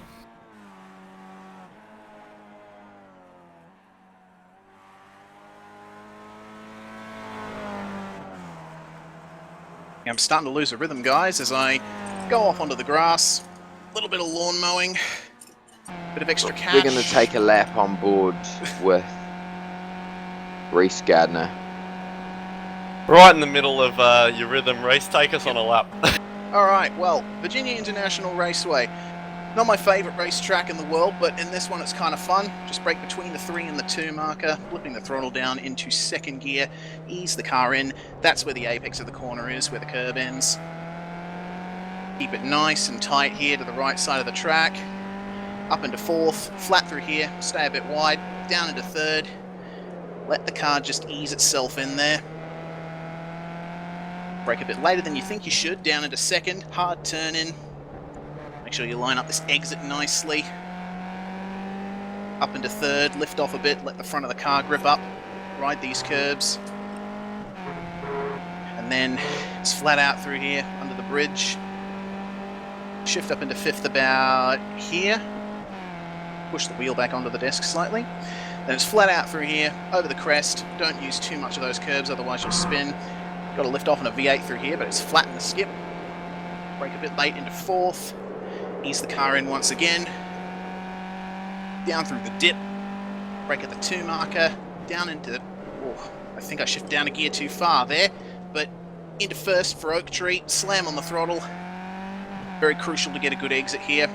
I did not. As you can see, Stenny is but a speck in my vision. And it's down this super long straight. Leave off shifting into fifth until you get over the rise there. It's all about the momentum in these cars. Then one more little dip. See the track turning dark ahead of me. Brake just after those boards end. Into second. Keep the rear end under control. Ride the curb. Up into third. Flat out through here. Lovely piece of racetrack this. Then just a little lift to guide it in. Into third. And then a double apex. Final turn up into fourth as you come back onto the start-finish straight. That is a lap of Virginia International Raceway. Let's see what kind of lap time this is. Probably somewhere in the 209s. Ah, yeah, 209.298. There you go, guys. Nice lap there, Reese. Obviously, a bit of a tough car to drive around here, despite... obviously, as you said, keeping the momentum up really important around a track like this, and I was so blown away just watching your braking markers. Like in the V8 Supercar down at turn 1, you're braking at the 5 board, you're leaving it all the way to the 2 in this thing. Yeah, this thing has quite a bit of braking power at its disposal, and you don't necessarily have to blip the throttle under brakes, but it is recommended. And another thing you got to consider is this car is extremely sensitive to weight transfer. So it's a bit better now than it was, but originally in this car, like the moment you got off the throttle for any reason, the car would just go around. But now lifting off the throttle is used a bit more as a bit of a turning aid, should we say. Like you'll notice that I'm completely going off the throttle into some corners and just trying to line up the corner at the apex and sort of straight line it, and in these curved braking zones it's difficult to keep it under control. Got to work at the wheel a little bit. But yeah, if you use that to your advantage and make sure that you get on the throttle at the right time, you're golden, because once you get on the throttle in this thing, it doesn't particularly like turning. Yeah, it's definitely one of those types of cars, Reese, but thanks for taking us on a lap, and obviously much lower straight line speed than in the V8 supercars. It would be quite interesting to see a speed comparison like we had put together by Jared Filsell, Richard Hampstead and Madison Down, I believe, for the Bathurst 1000. But just looking at our gaps between our leaders, David Lord is lap down and just, I think, helping Stenny out a little bit with draft. Stenny did a 207.4 last time by, which would have been enough easily for pole. 5 was done by Neck, so Stenny is actually closing the margin, but unfortunately with 3 laps to go seconds. Don't think he could do it. He's going to have to pull out a blinder. Yeah, I don't know where my pace is going, guys. If Stenny can get to 1.2 seconds, as you said, Fonzie, it'll be a lot easier once he's got that draft, but that does still mean 1.8 seconds or so in the next 2 laps, which is going to be really hard for him to pull in.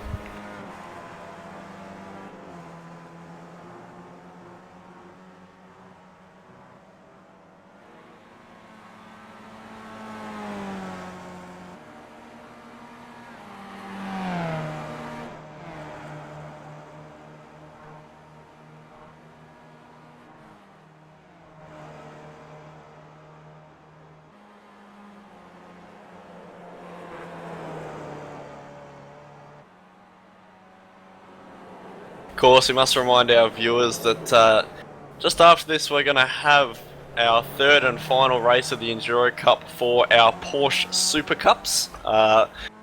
In the rough cups around here, obviously going to be a little bit faster than the Skippy, but I believe also a tad slower than the supercars, so hopefully we get a bit of a larger field for these guys. Yeah, I certainly hope so too, guys. I'm actually kind of disappointed there aren't more Skippies. I'd like some people to race with. Yeah, I'm a little bit disappointed in the field size, to be honest. It'd be good to have sort of 20 odd cars out there.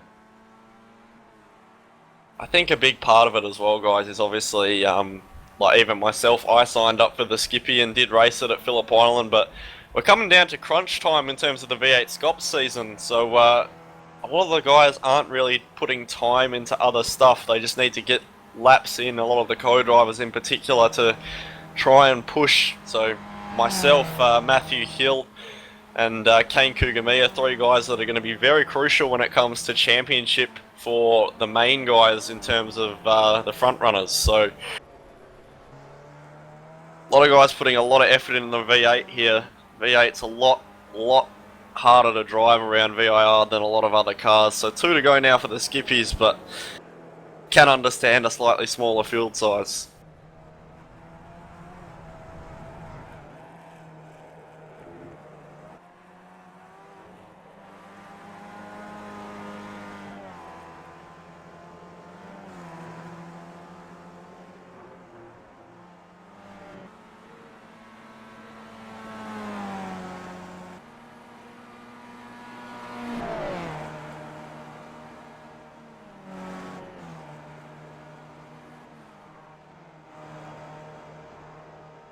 Yeah, so I don't think Stenberg's going to be able to catch Nick. Gap's opened up to 4.2 seconds between these guys now. So outstanding drive by Blake. Yeah, absolutely been a class act in this field so far today. I think about a lap to go now. We might just open up to our audience here. Our viewers on YouTube YouTube chat, got any questions for Reese, myself, or Fonty? We'd love to get engaged with you and discuss some hot topics in the community. Yeah, and also chat. Yeah. Also, we do have some merchandise available to purchase via our Facebook page. If you guys are interested in a V8SCOPS t-shirt or a hoodie.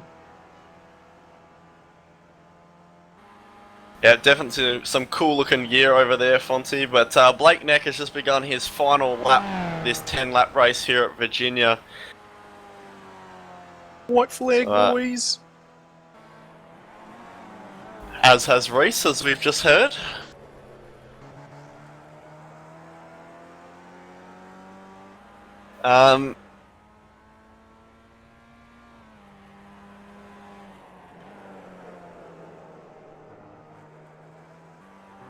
Just thought we'd also bring up here, Fonty. This round is the last round of the Enduro Cup, mate, which I believe means that at the completion of the race tomorrow, we should have some Enduro Cup champions, which we can ship and deliver some trophies. We certainly can, mate. It's going to be exciting. We will ship them directly to the winners. Yeah, so that's really cool. I know in the past our friends over at V8's Americas have done some trophy style stuff for their winners, but I think this is one of first, definitely the first in terms of V8 supercar racing in iRacing where we've had trophies for championship winners, which is really, really cool, and I know a lot of the drivers who are up the front looking forward to it, as well as the prizes for the best presented team and most sportsman driver. Yeah, and I'm sort of haven't decided on how we're going to judge that best presented team. So we need to come up with a plan for that, whether it be a poll or whatnot. But we'll come up with a solution for that by the last round of the series. and lots of sort of plans for next year moving forward. I'm going to sort of expand and have some new stuff, some new software and whatnot, so it'll be quite exciting. Speaking of exciting, Blake Neck has come out of the last corner and crossed the line and will be our winner for the final round of the Super Skip Showdown here at Virginia International Raceway for this Endurance Cup. Kurt Stenberg has brought home a solid second with Reese in third. Well done, Reese. Cheers, guys. It was nice to drive around VIR in a nice leisurely skippy for a while. Hold on, boys, just 1 second. Got Stevens and Matthew Belton were too wide for fourth, and Stevens gone too deep into the roller coaster. That's going to be P4 for Matthew Belton. A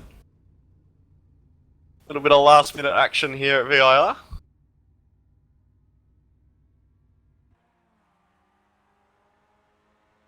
Yeah, wow, I'm just looking at the replay. It looked like Mr. Stevens went off coming into roller coaster majorly.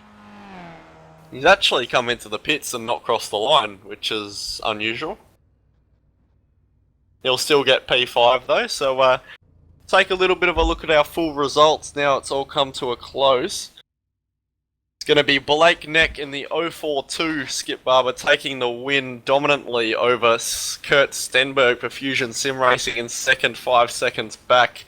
Reese Gardner is going to take home P3 also for FSR. A little bit of a couple last lap mistakes, dropping him behind Stenny a little bit more, with Matthew Belton getting it done for P4 on the last lap there on Scott Stevens. Scott Stevens P5, David Lord 2 laps down in P6. Scotty Harris also retired in P7. So a bit of a small field here in the Skip Barbers, but we hope our viewers have enjoyed it nonetheless.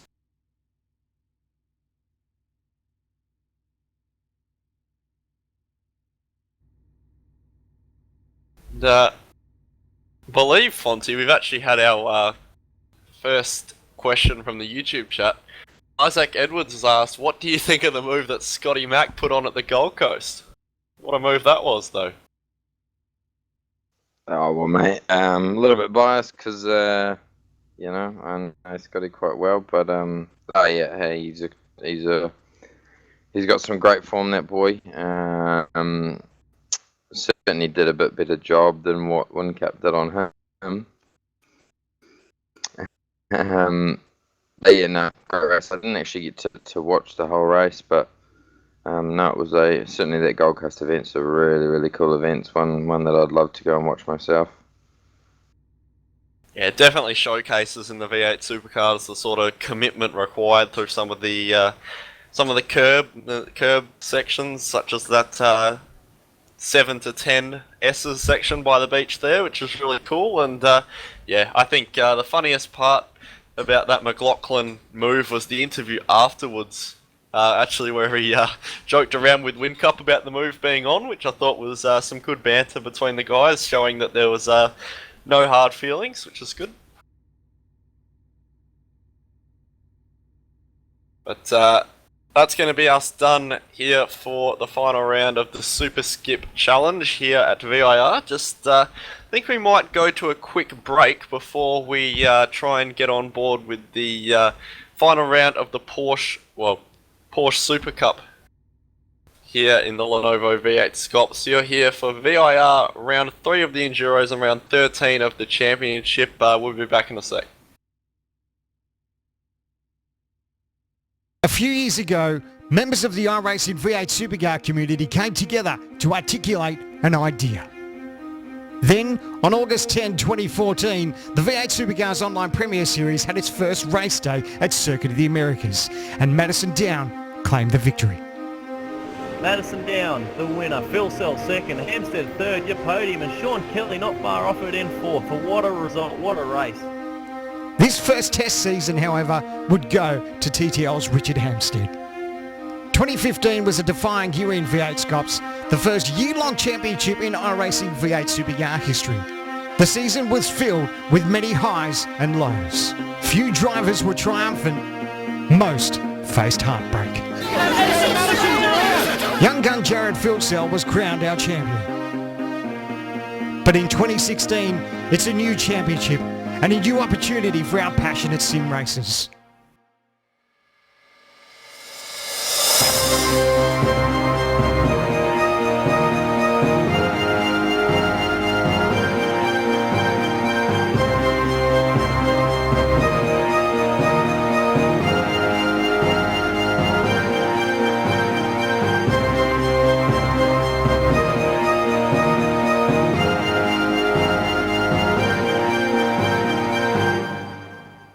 Who will be champion?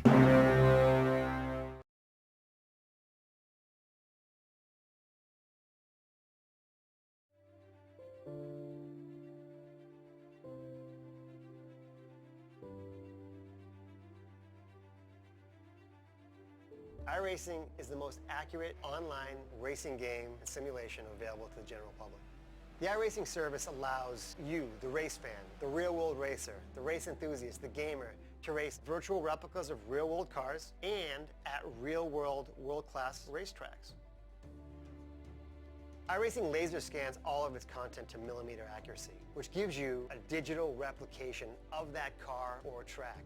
Whether you want to race for online championships, race your buddies in a league, or test for an upcoming real-world race, iRacing has what those sim racers, gamers, race fans, and real-world racers are looking for. Unparalleled accuracy with loads of fun wheel-to-wheel excitement. Because of the solid community that iRacing has built, along with that attention to detail, iRacing has been able to form official partnerships with renowned motorsport organizations such as NASCAR, SRO, IMSA, V8 Supercars, and others to develop professionally sanctioned online racing series for our members to participate in. This is unique to iRacing.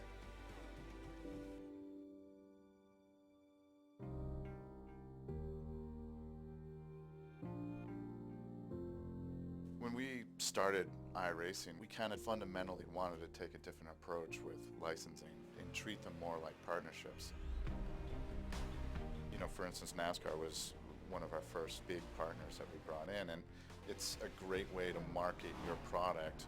There is a growing sense that the virtual space is a great way to interact with the fans of your real-life series. Simulation in itself is just becoming more and more popular in the real racing world, and it's natural to think that to be successful in the real world in these racing series, you're going to have to be up to speed with simulation at this point, because it's the only way that you can actually get any testing done. One of the things that we've realized in partnering with iRacing is that it allows us to expose the sport to a much broader audience than we've ever had the ability to reach out to. Not many people have the opportunity to drive a race car. iRacing breaks down those barriers and lets you do that. So for us, we're able to expose racing in general and the sport of NASCAR to a much broader audience from that standpoint. It engages people in NASCAR in general, so they like iRacing. If they don't want to become a professional race car driver, they get a feel for what the sport's all about. They're more apt to either go to a race or watch on TV. iRacing's ever-growing global online community is very appealing to IMSA and what we're trying to do and grow our product as well. Clearly, iRacing is a leader in sim racing and logical and attractive partner for us to be with.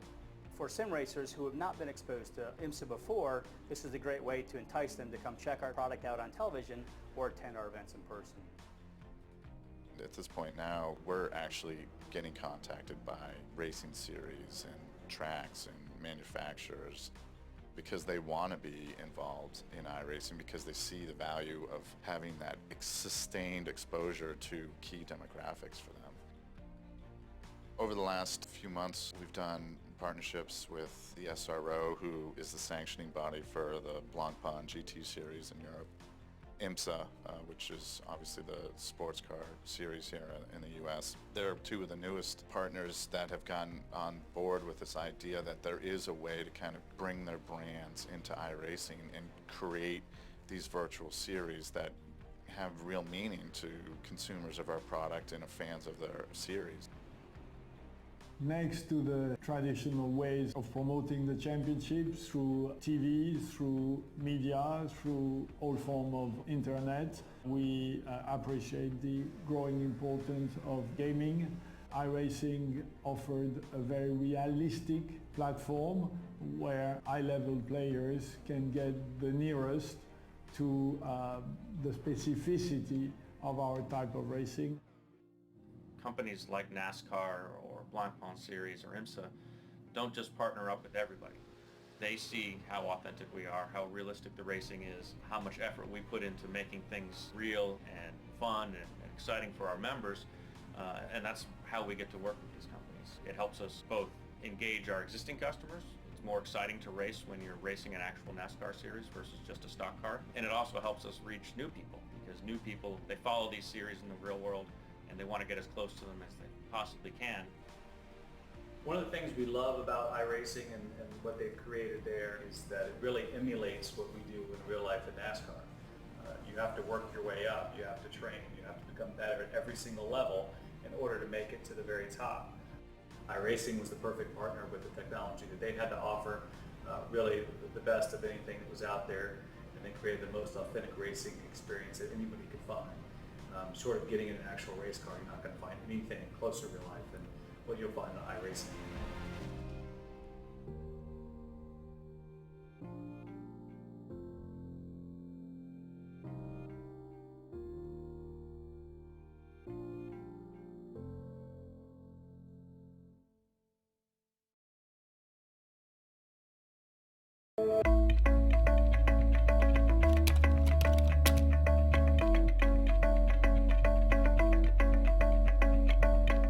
I'm Dan Garrison, software engineer at iRacing.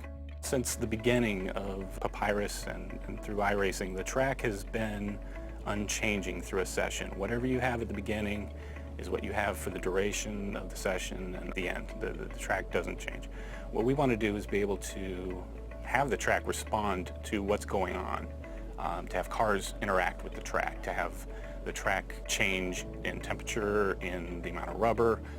We want marbles, and we want those to be generated by the cars, putting them where they should be and picking them up and rethrowing them off the race line. It's a physical-based model that we focus on first and foremost. The tire and the track interaction, what's really going on there. It would be easy to just quickly throw something together. Our standards are it needs to make sense. What's really going on, even at the molecular level between the track and the tire. The way the track works, essentially, is we divide it up into small cells that your car interacts with. So if you're adding temperature to a certain part of the track, we can pretty accurately know exactly where that is. That gets transmitted to the server. So if I'm in a race, my data is going to the server with everybody else in the session. The server accumulates that and basically broadcasts a consistent track state to everyone, so everyone's got the same track that they're racing on. One of the big challenges was being able to implement this dynamic track with any number of clients connected and have it just work as you would expect. Have it be the same for everyone in the service who's in a session.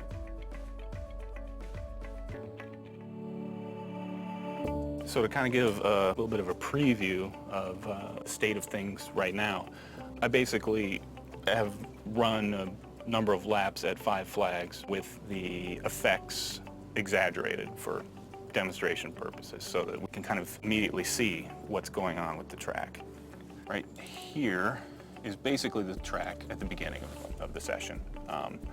There is a little bit of rubber on there that's put programmatically. That's the starting state of this track, and it's fairly low rubber at this point. If we skip ahead to the end, yeah, I did about 30 laps, so at the very end you can kind of see all this darkened in right here. This is where I was running the car, so well, there you go. And again, this is exaggerated. A single car in 30 laps is not going to darken the track anywhere near this level.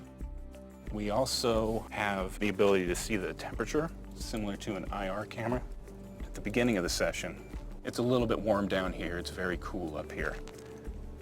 As we skip ahead, all of a sudden this part of the track has become very warm. This is where I was running the car.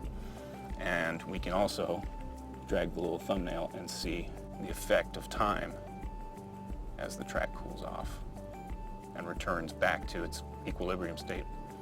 Before we had fairly symmetrical tracks. Now, because the sun is shining at some angle, Welcome One side back, of the track might one and be all, particularly hot, to and V8 180 Online's degrees around live the track broadcast is gonna of be the significantly cooler because Oak the Tree sun isn't 500 really Round pointing at that. 13 So of you're the V8 on a Supercar Online Premier Series presented by Lenovo. I'm back once again from my stint in the Super Skip race, and I'm joined by Mr. Jake Burton. Jake, welcome to the commentary box. Well, you don't need a welcome. You've already been here for one race, haven't you? Yeah, absolutely have, Reece. Obviously a little bit of a disappointing field size in the Skippy Cup, as you saw, but this Porsche Super Cup looking a little bit better. We got 15 or 16 guys in there, and obviously a little bit more speed, so it should be fairly interesting. Yeah, certainly. The Super Cup race definitely turned it up at Bathurst. When I was commentating on that with Sam Sutton, it was the race that nobody seemed to want to win. Cars going off everywhere and all sorts of very bizarre incidents. As I recall, it was like that last year as well. Well, it's a little bit of a flatter, more open track here at Virginia International Raceway, but I'm certainly looking forward to seeing what eventuates here as cars are now out on track. The great thing about this place, Reece, is if you put it down on a completely flat layout, it probably wouldn't be that exciting, much like Bathurst, but you've got so much elevation which provides so much character to the track here, which is really what makes it exciting. And these Porsche Super Cups, although they don't have the straight line performance, they should be a lot more committed through the corners than what the supercars are, so it'll be nice and exciting to see how these guys deal with this VIR circuit. Yeah, certainly these Roof RT12R C-Spec cars got the engine right up at the back of the car, so some wayward handling characteristics do eventuate. They tend to be a bit understeery on entry, but you've got to really give the throttle a nice stab on the exit to try and get that momentum down.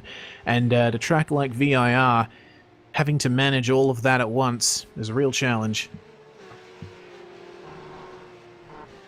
Yeah, that's it, Reece. And thought we might mention as well, while we're just waiting for practice to finish, we've got about 15 minutes of rough practice left to go, but the Luke Spalding Memorial Race is on right now over at Redback TV, so if you guys do want to check that out as well as our broadcast, do check it out. Luke Spalding, a young sim racer and real-life Formula 3 driver, taken too soon, so nice little event there. They're running a campaign called Luke's iPads, I believe, a little bit of a foundation style thing going on there for Luke, so yeah, definitely a very sad moment for motorsport and sim racing. Definitely a young talent gone too soon.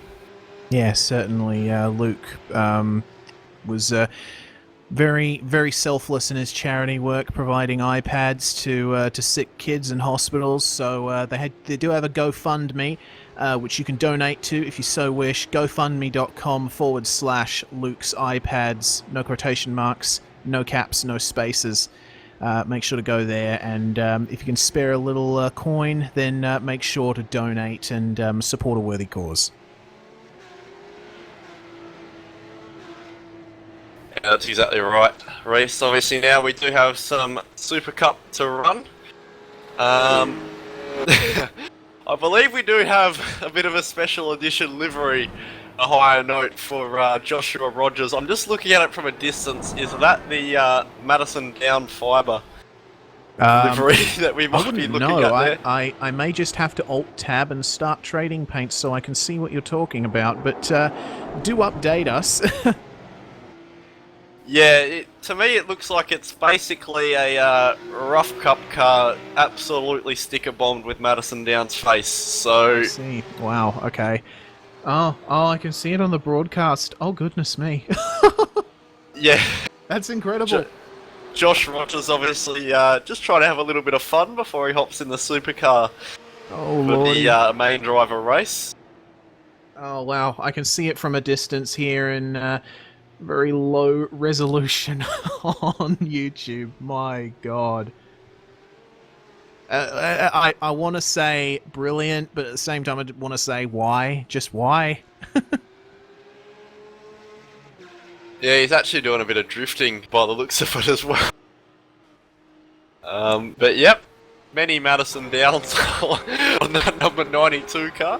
Yeah, certainly. As Josh Rogers is getting sidelined by Sam Sutton, who appears to be running in a Castrol livery on his car. But as in the Skippies, it seems Blake Neck is one of the trendsetters on a 53.021 in this qualifying session. He has pole position so far. Yeah, I was just thinking maybe race that Josh Rogers maybe decorating his car and the driver who might finish in front of him tomorrow. Oh, who maybe knows? A bit of a maybe a bit of a sign, but oh, don't say that too loud, mate. nah, but these guys out there now, got about 15 cars running out there. A lot of the TTL guys have come out to have a run here, as well as a couple of the ANZ and Fusion Sim Racing guys out there again to have a steer. So although a relatively small field, definitely lots of talent throughout. Certainly, as we see Blake Neck on screen, yeah, it was a bit unfortunate that the Skippy race was kind of the Fusion Sim Racing show, feat Blake Neck and Matthew Belton, but this seems to be a bit more of an even spread of teams this time around, which is good to see. Yeah, that's right. I'm gonna once again, as we've got 15 minutes of practice left, open up to our viewers on YouTube. If you have any questions for Fonty, Reese, myself about anything really, sim racing community news, or us personally, feel free to ask away. It worked really well to pass some time in the official Bathurst 1000. So just keep ourselves engaged with you guys if you want to engage with us and ask some questions. Yeah, certainly. We do place audience engagement very highly here at V8sonline because, of course, without you guys, there wouldn't be a broadcast. So make sure to submit your queries thus.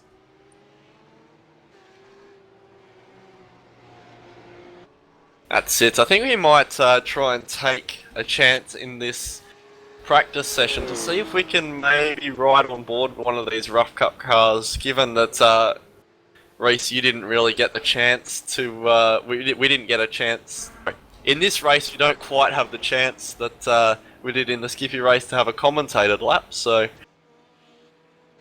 yeah, certainly not. I'm just looking around for drivers that may be starting a lap. I'm looking Blake around. Neck is coming into the last sector. Alright, we'll see if he decides to pull into the pits at all.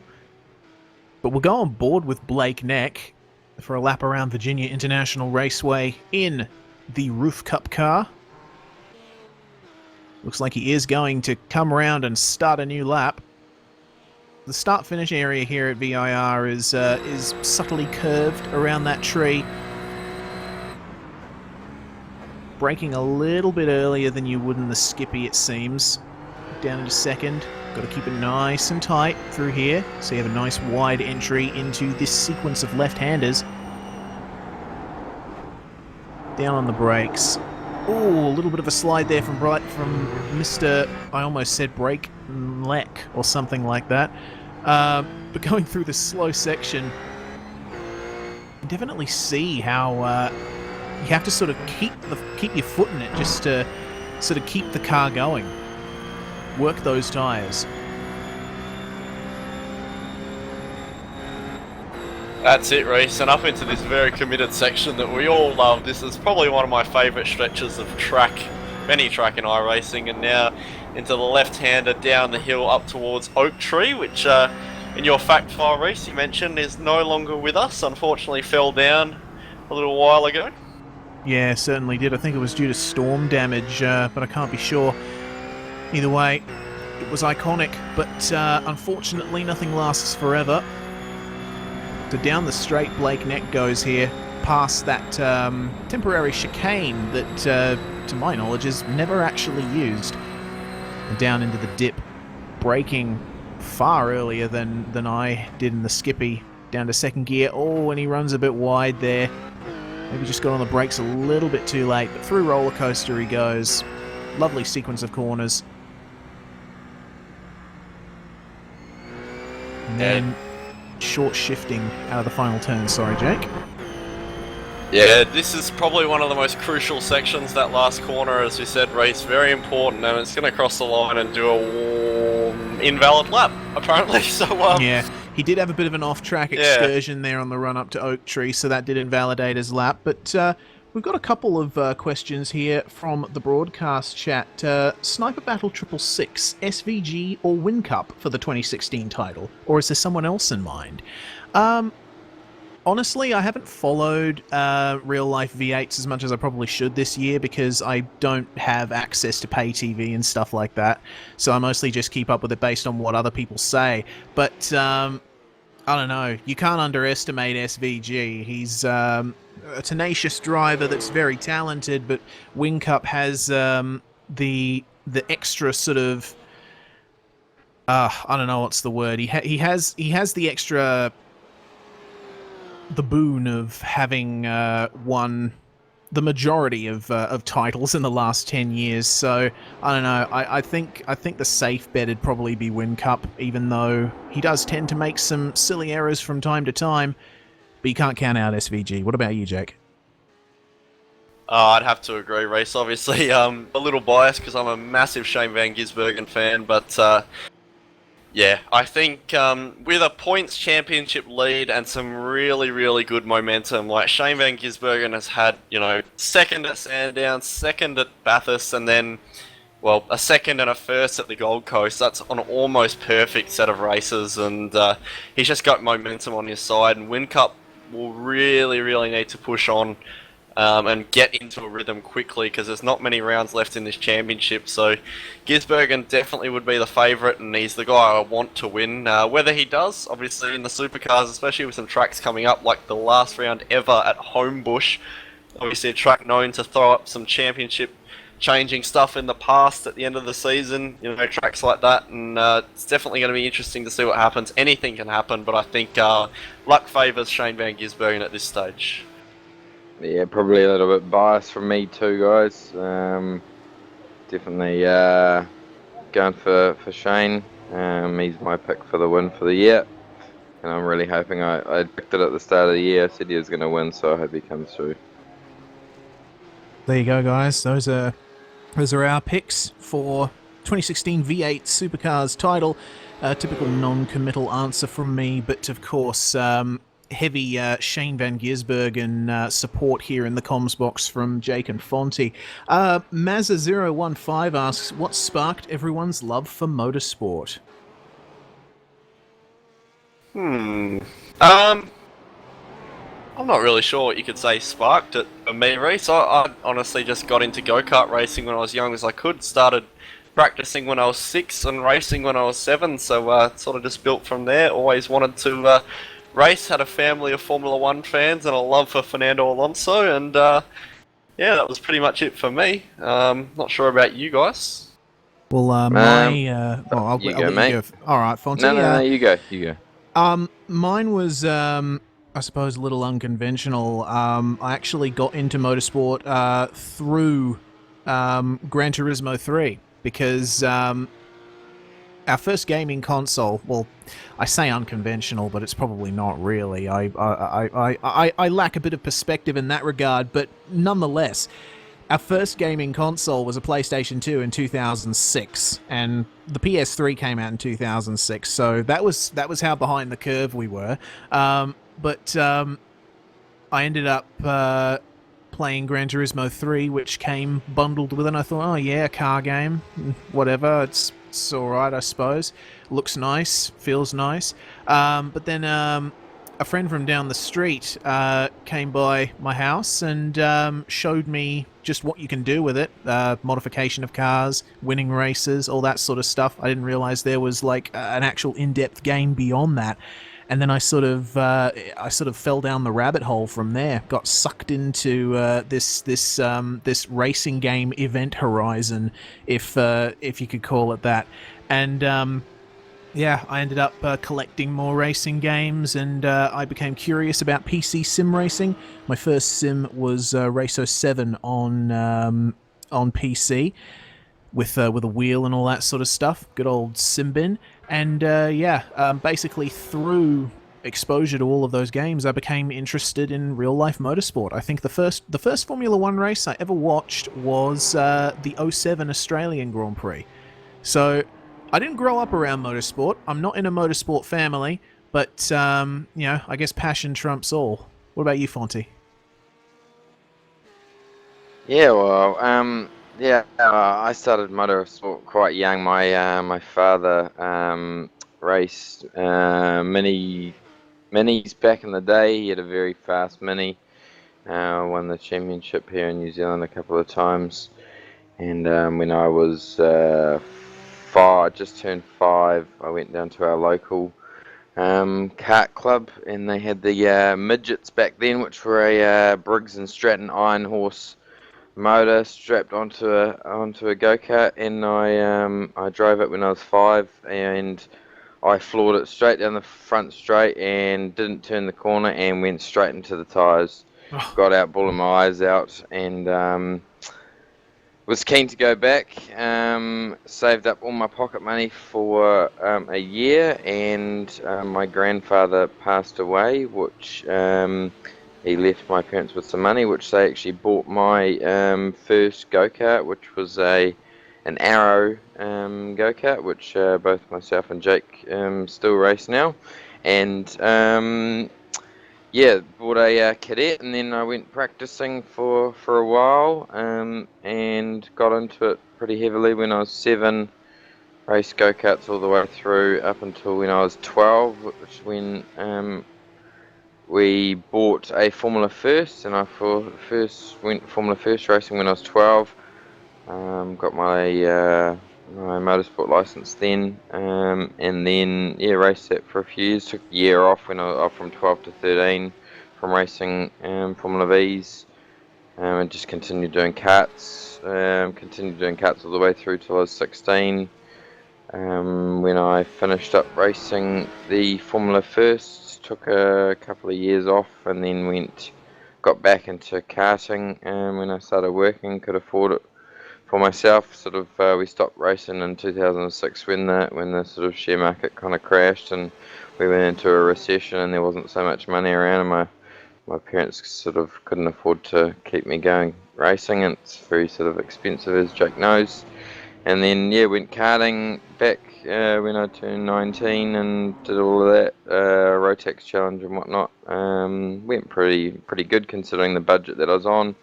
And then in 2012 I stepped into a sprint car racing at Western Springs, which was pretty interesting really. A lot of power, sort of 900 horsepower, 400 kilos. Very fast car, which that was a really good year.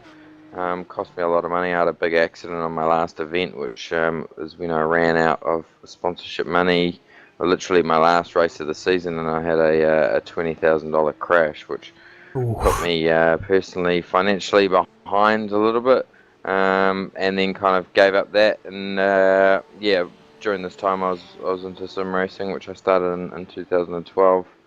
And then, it's just been sim racing since, really, doing the odd karting event, but sort of just concentrating on buying a house and saving some money. And obviously I'm living over here in Europe, in London at this stage, which I'll be here for the next little while, and then I'll go back and hopefully if I've got some money I'll go back racing again.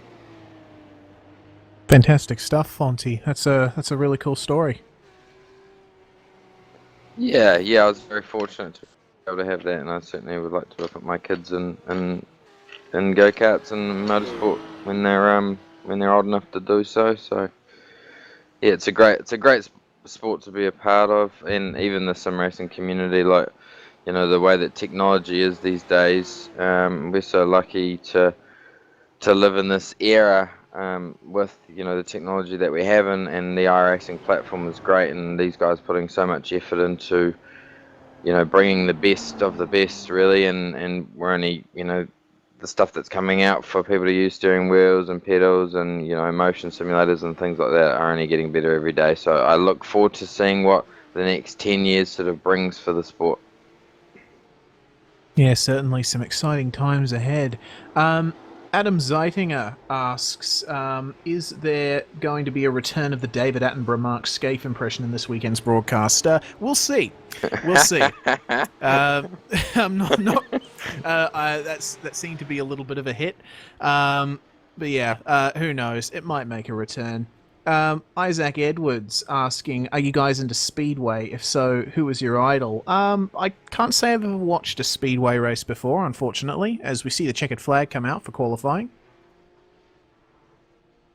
Yeah, I don't know either, Reese. I've never been into Speedway. I'm assuming you refer to Dirt Speedway when you mean that, which is never really something I've been part of. My family does have some sprint car past in it, but not really of recent times. But in terms of NASCAR, I've always been a Dale Earnhardt Jr. fan, so yeah, enjoy a bit of NASCAR, but no, not really from me. Yeah, same as me, Jake, to be honest. My family wasn't hugely into the dirt side of things. I actually raced a mini stock back when I was 13. My first ever time on the dirt, it was quite amazing. I'd obviously been racing all through a young age, and I turned up on my first event.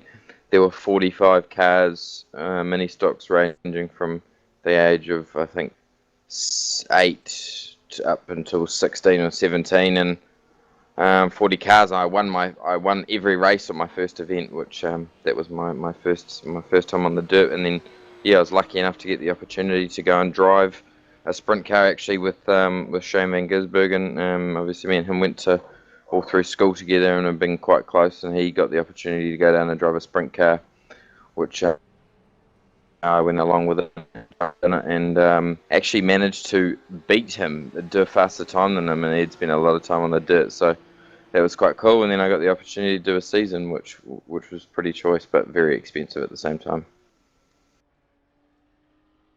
Yeah, it seems like speedway racing is definitely one of those types of racing where money, you know, it can be cheap to get into, but if you want to be fast, you got to dump money into it. So, yeah, one of the tough things about it. Just diverting to another sort of discussion. There's been some discussion about the Long Beach Street Circuit maybe being implemented in the V8SCOPS schedule. So, I'm thinking we maybe sort of, as qualifying is about to start, talk about tracks we'd like to see on the 2017 V8SCOPS calendar, maybe, guys. Oh, well, Long Beach, it would definitely be interesting. Whether that interesting is in a good or a bad way remains to be seen, because Long Beach is a very, very tight street circuit. But I don't know, I think Long Beach should be a good sort of diversion. Even though it's basically incomplete and is going to remain that way for the foreseeable future. In terms of, I mean, this year's calendar I think has been really good. I personally really enjoyed it so far, and it seems that we have actually ticked over to the race session, guys. So cars are gridding up at the moment, but yeah, I don't know. Off the top of my head, I can't really think of any tracks that I'd probably take Indianapolis out, because that race didn't really turn out to be as exciting as we were hoping it would. Yeah, I think part of that was probably Jared Filcell's brake pedal issue and Josh Rogers dropping out. I personally really enjoyed to drive at Indy, but yeah, apologies to our audience there. We've actually, there's a bit of a typo on the scheduling in the forums, so we thought it was actually half an hour of practice, but it isn't. It's 10 minutes of practice and 20 minutes of qualifying. So quickly before we go racing, we'll run through the grid, because that was actually qualifying we were talking to. So Blake Neck, pole position with a 151.5. Jason Bentz in P2, 52.4, so big gap between those guys. Nowak in P3, Josh Nowak, 152.8. I know he was looking forward to this one. Stenny up front again in the support to the 52.87, with Michael Hammond, 53 dead in 5th. Corey Preston out there in 6th with a 53.1. Scotty Harris out there once again, 53.3 in 7th. Scott Stevens out again in 8th. Cameron Tanner in 9th. And Jason Dixon rounding out the 10. There we go.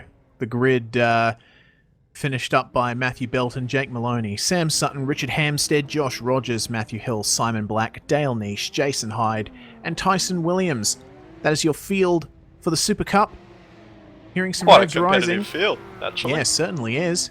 With a lot of the typically fast guys starting down at the back. So, be interesting to see how this goes. Yeah, that's right, Reese. Revs are rising. We're going to have red lights coming up very shortly. Revs are rising. On the limiters, bounce, bounce, bounce. It's going to be a green flag for these guys. They are away. And it looks like Blake Neck has done everything he needs to, but who's that coming up? Corey Preston. What a start from Corey. Yeah, very good start there from Corey. Oh, great stuff. Corey. Corey Preston. Woo, boy. And he's going to be stuck around the outside, and he's going to touch that laser racing car. That was Jason Bentz that he tagged. Jason Bentz off the track there. Bit of a crash back in the field as well. We've had Richard Hampstead and Matthew Hill come together. Oh, and Hampstead and Rogers together as well. Massive hit there from Rogers. Coming into Hampstead, who appears to be running a Simpsons skim. But Josh Rogers in that... TTL. I'm sorry. I can't commentate with that skin on Rogers' car. That is ridiculous. Yeah, looking back in the field though, Tyson Williams, Sam Sutton and Jason Dixon all close. Little bit of tempers flaring between these guys. Oh, Nowak off coming up to Oak Tree. He's managed to get back on the track though, nice and safe. Great driving from Nowak too. Haven't really seen much of him this year, but good to see him up the pointy end of this rough cup. Yeah, certainly. Oh, Dixon just dropped a wheel there coming out of Oak Tree, and that's going to let Sam through. Just in front as well, Maloney has a little bit of a run approaching the back of Cameron Tanner, and up in front of them, Scott Stevens and Mikey Hammond going too wide. Hammond yields, but Maloney still all over the back of him. There we go. The accordion effect is in full swing here as they go down through Roller Coaster. And everyone's a bit single file so far. Neck is going to lead lap 1, but Corey Preston absolutely moving through the field. Awesome start from him. From 6th is now in 2nd and chasing down our race leader. Oh, Cameron Tanner went off at the last turn there, and I've got a car coming into the pits. I'm not quite sure who that is. Hammond in pit lane. Hammond in the pit lane. That'll be for damage. I would assume he got a fair hit earlier in that lap. Rogers is in the pits as well, thanks to damage. Sutton and Maloney, these guys two teammates. Jake Maloney actually forfeited his spot in the 888 TTL car for the supercars, so he's out in the rough cup trying to have a little bit of a run around VIR, but he's going to give the position to his teammate Sam. Now Dixon looks to square up Maloney. Dixon actually replaced Maloney at TTL for the 888. Certainly did. Maloney, however, is the messenger of peace if the livery on his car is anything to go by. While coming up through the S's, Maloney getting a bit scrappy there.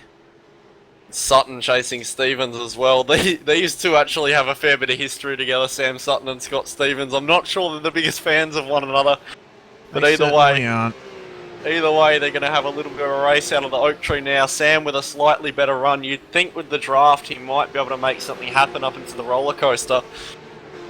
We'll see, but Scott is not an easy guy to race. Sam Sutton, however, does have the draft. He's going to pull out. They're going to be side by side coming into the braking zone, but Stevens brakes just a little bit later. No sense in trying to defend coming into that corner thanks to the curved braking zone, but Sam Sutton moves past Scott Stevens there. Now Scott Stevens under threat from Jake Maloney. Oh, Maloney just going a little bit wide in those corners. And now they are down on the start-finish straight to begin lap 3 of 12.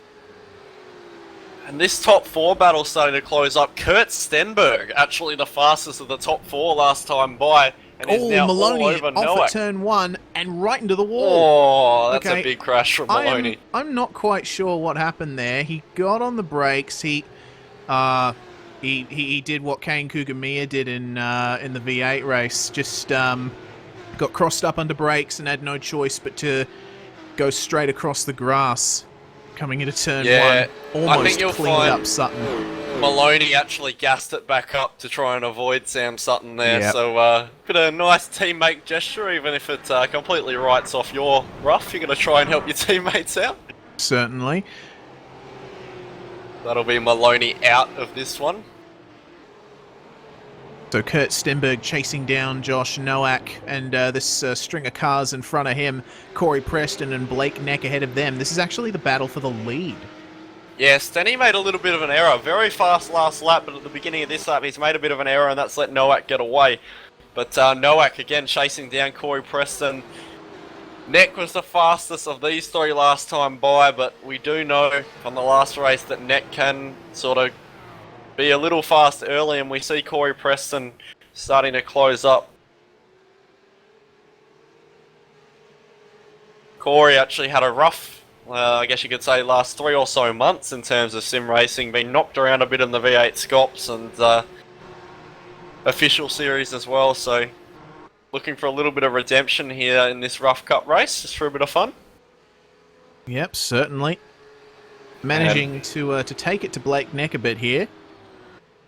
Yeah, these guys now are down into the 51s. Neck was the slowest, Corey was the middle car, and then Nowak was the fastest. So this has potential for some really good battling. Stenny with that mistake obviously did a 53.1 as we mentioned, so he's fallen back a little bit. Seen Matthew Hill also have a bit of a moment coming off turn 1, just went a little deep and off into the grass.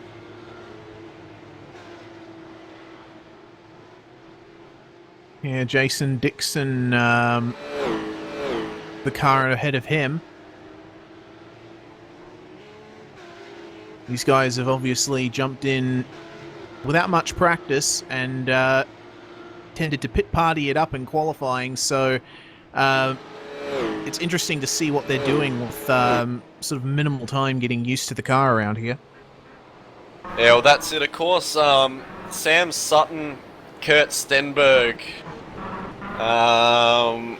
and Joshua Rogers are all, and Richard Hampstead actually, all these guys are actually going to have to race in the next race, which is in the Supercar. So these guys don't want to take this too seriously, otherwise you'll maybe, you know how difficult it is re-swapping between cars, you sort of get some weird brake markers and make some bad habits for the V8 Supercar, so yeah. These guys don't want to take it too seriously, but Preston is once again closing up on Blake Neck. Yeah, they're a bit closer than they were this time last lap, so we'll see what kind of lap times they're going to do. Corey's actually showing good pace considering how much My Summer Car he's been playing instead of practicing. Yeah, true. Now you plan on putting a video of that game on your channel, Reese. Quite a good fun little simulator slash Finland emulator we have there. Yeah, certainly. Haven't been able to actually get into it just yet because I've been busy preparing for this broadcast and the iRacing 24 Hours of Le Mans, which I'm going to actually be jumping into right after this broadcast finishes. Effectively, I'm going to be starting the race for Fusion Sim Racing. But after this weekend, it's completely free, and I'm going to play it and record it and maybe put it up on my YouTube channel. We'll see. Yeah, it's quite a fun little game, Reese. I actually managed to get my car working last night, got it started for the first time, but unfortunately it didn't move anywhere. Just a little bit of a tip to anyone getting into that game, make sure your gear linkage is actually bolted to the engine. Oh man, it's going to be fun. What's this game about? That game.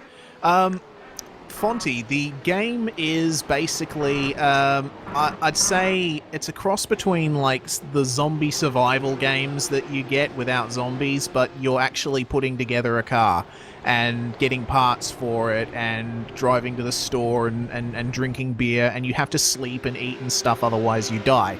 So yeah, it's basically, it's like, I guess you could say it's Minecraft, but you're a mechanic.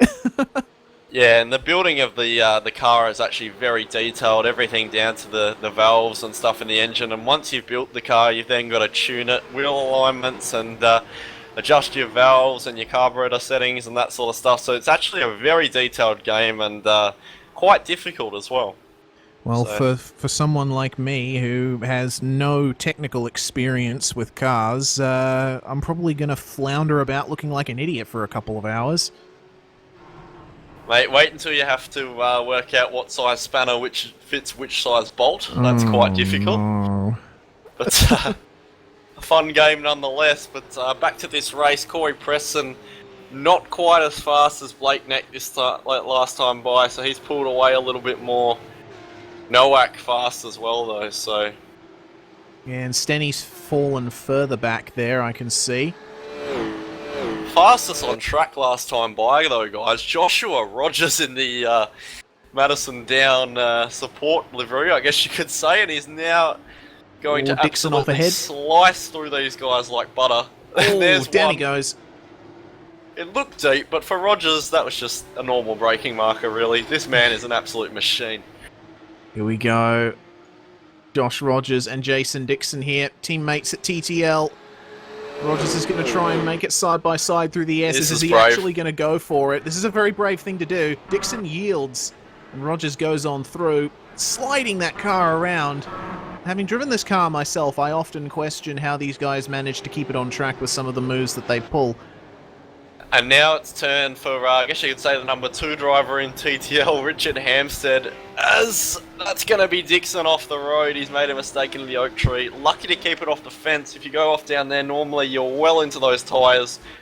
But Richard with a mistake as well, actually. Or pulled over for some reason. Yeah, that's very odd. 2 laps down is Richard Hampstead. Yeah, quite unusual there, but nonetheless,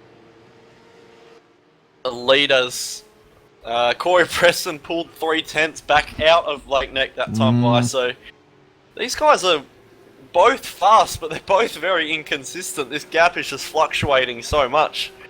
Yeah, it's like a lot like the V8 supercar. This Roof Cup car. It's difficult to actually get it to a point where you're doing the same lap times lap after lap with it. There's an awful lot of stuff that can actually affect your lap time negatively in this car. And Nowak as well went off at Oak Tree, so he's fallen off and is now almost in the clutches of Kurt Stenberg for P3. So, yeah, these guys seeming to battle these cars quite a bit. Yeah, they are. You can see them just muscling those cars around those corners and getting a little bit crossed up on exit and sometimes entry too. That's it. Obviously in our race, it's a 12-lap race, so these guys are going to have 5 to go this next time by. So we're coming to the closing stages. Corey Preston is probably going to want to start thinking about making a move if he does want to get one done. Yeah, certainly, but it seems he's fallen back a fair bit from Blake Neck once again as they come into roller coaster. You can physically see him getting a little bit closer. Yeah, he definitely seems to have the braking performance there.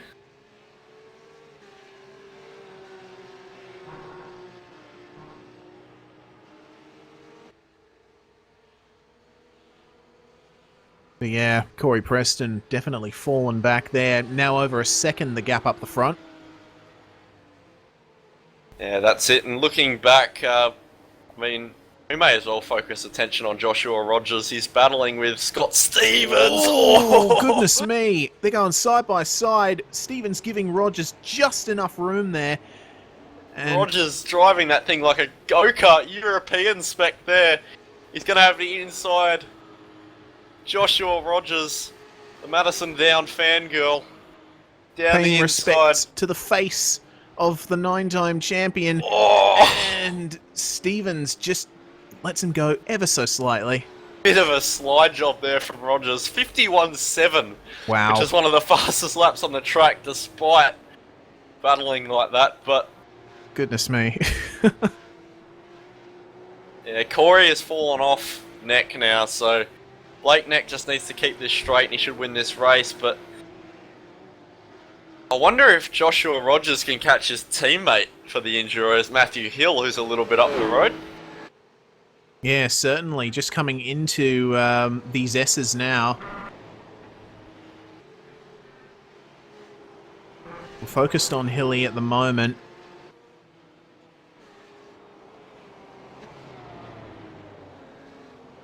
And he's just...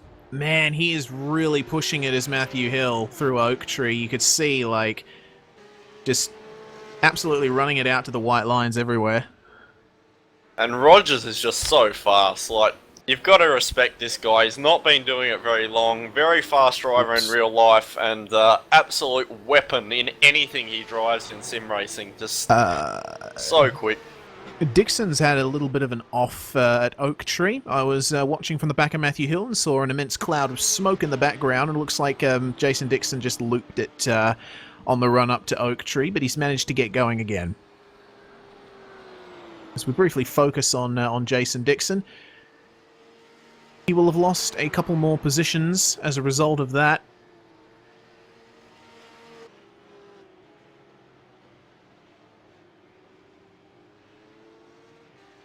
Oh, and Sam Sutton's disconnected, as has Richard Hampstead. So that's a couple of key players out of the race. Sam Sutton was running in 5th place, so I'm not quite sure what happened there. Yeah, maybe Sam just wanting to take a break and get ready, because it is now about 50 minutes until we're going to see the A driver race here for the V8 Supercars. Yeah, certainly. Quite a long break between these events. 4 laps to go now, though, for Blake Neck, as he's onto the big back straight, and Corey Preston maybe made a mistake this lap because he's miles back. Yeah, noticing he's much further back this time. Blake Neck crests the hill, and you can barely see Preston a lot of the time, so I think Blake Neck has done just about everything he needs to do. Once again, as with the Skippy, all he's got to do is keep it on the track, and this is an assured victory. That's exactly right. Scott Stevens in a battle at the moment. Not quite, though. In the back, on the back straight, though, is that Rogers back behind him? What happened there? Rogers looks very slow. Oh, Rogers has spun in the Oak Tree.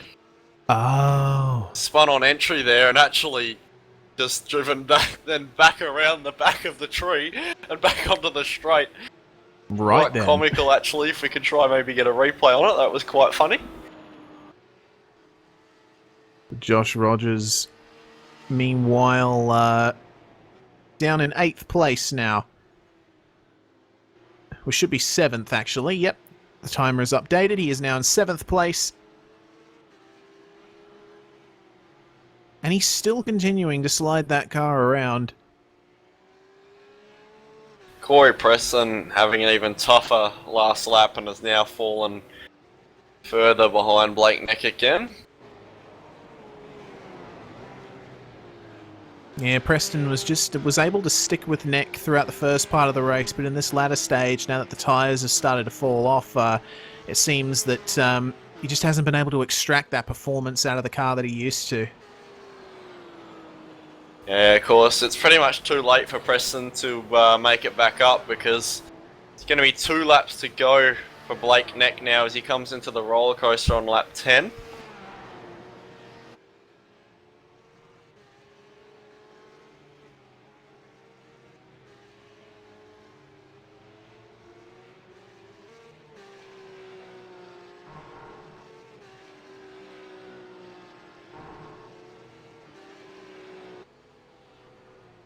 So we got Corey Preston on screen at the moment as he crosses the line to start his 11th lap out of 12.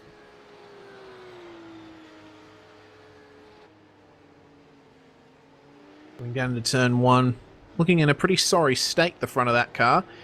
Front right quarter looks to have been smashed in a tad.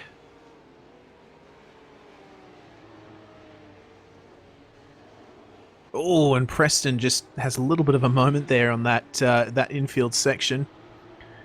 Really using those curbs, monstering them. course, in that particular section of the track at VIR, that's one of the possible ways to gain time. So many slow corners in that section of the track, and you know, any way you can make the corner wider is definitely welcomed. But in this section, you really don't want to use as many of the curbs as you would probably like to, because they are pretty high. So in a car like the Roof, it's not advisable. But Corey Preston slows down for Oak Tree once again, getting so close to that tyre wall. Back down the back straight he goes once again, past the alternate layout pits. Meanwhile, I think we've got a bit of a battle forming, guys. Josh Nowak and Kurt Stenberg are pretty close together on track. I was thinking these boys would start to get close together. Stenny putting in consistent laps. Nowak probably a bit quicker, but just not as consistent. But Blake next started the last lap, but we'll keep our eyes on Kurt Stenberg. He'll probably want to have a big lunge if he wants to get this done. He needs a good run onto the straight here. Oh, probably used a little bit too much curb. Now he's going to run a little wide, but Stenny's probably best attempt at a pass is probably going to be either turn 1 down here or into the roller coaster. So Stenny maybe will show a nose down here. He's having a look. He's definitely just having a tiny little bit of a look. Nowak sliding out of turn 1. But of course, holding it around the outside, you can get some traction there. He manages to stay ahead of Stenny. And they come into the infield section. Stenny's just inching ever closer to Nowak in the number 73. Stenny. Oh, he blocks! Stenny goes anyway! Oh man, Nowak almost ran him off the road there, but... yes, it's brave! Oh, goodness me. They contact, and Stenny goes by Nowak. Stenny's just completely fed him wide, but that's...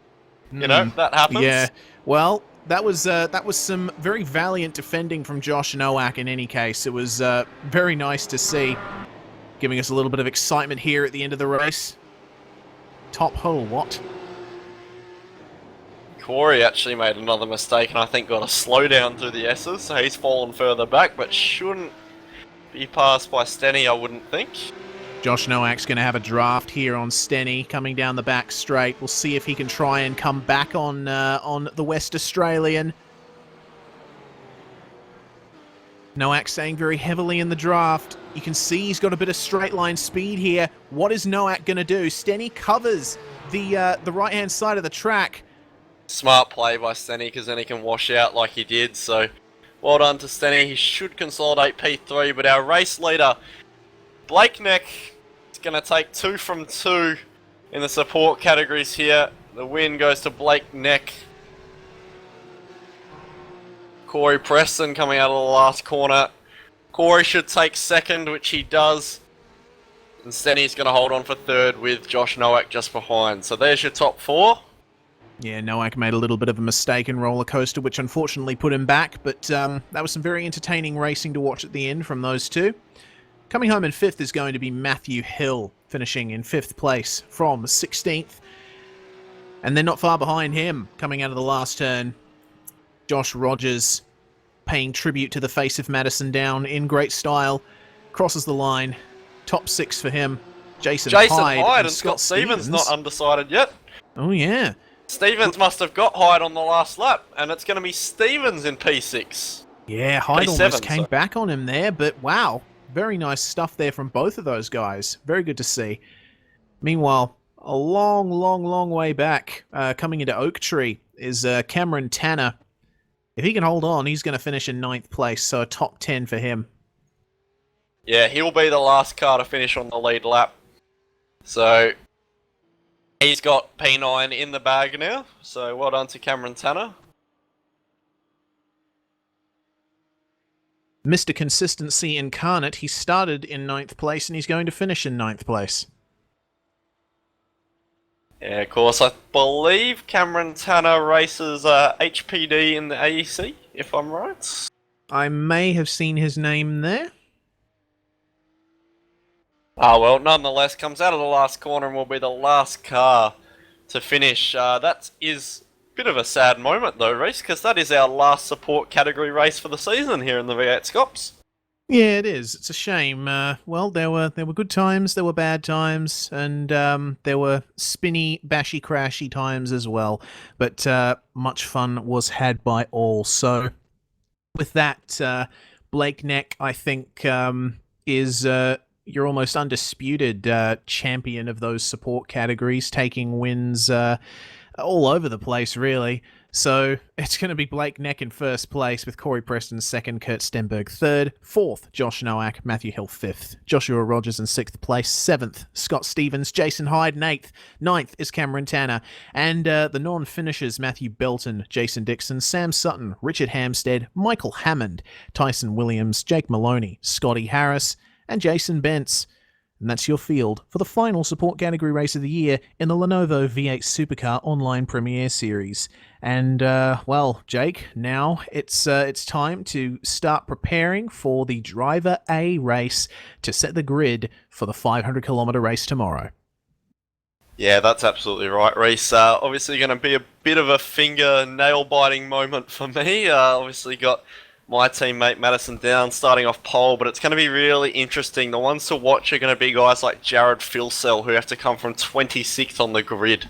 So a lot of very fast guys like Rogers, Filsell, etc. having to come from way back in the field. So it's going to be a tough run for those two. But should be a hopefully very exciting race nonetheless. Yeah, it certainly should. Well, we will see about that when it eventuates. But I think for now, we're going to go on another break, and we'll be back when we're ready to get going for the final qualifying race for the Oak Tree 500 here at Virginia International Raceway. You're watching V8sonline's live broadcast of the Lenovo V8 Supercar Online Premier Series, Round 3 of the Endurance Cup, the Oak Tree 500. V8sonline, the best race here. We'll be back very soon. A few years ago, members of the iRacing V8 Supercar community came together to articulate an idea. Then, on August 10, 2014, the V8 Supercars Online Premier Series had its first race day at Circuit of the Americas, and Madison Down claimed the victory. Madison Down, the winner. Filsell second, Hamstead third, your podium, and Sean Kelly not far off it in fourth. For what a result, what a race. This first test season, however, would go to TTL's Richard Hamstead. 2015 was a defining year in V8SCOPS, the first year-long championship in iRacing V8 Supercar history. The season was filled with many highs and lows. Few drivers were triumphant, most faced heartbreak. Young gun Jared Filsell was crowned our champion. But in 2016, it's a new championship and a new opportunity for our passionate sim racers.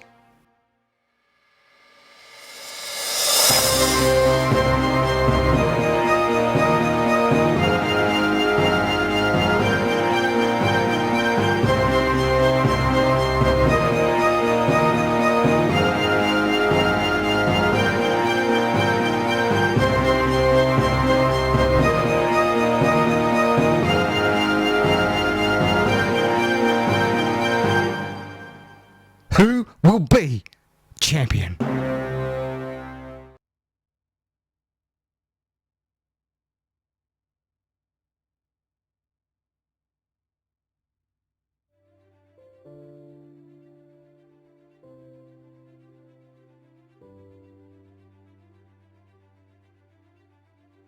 iRacing is the most accurate online racing game and simulation available to the general public.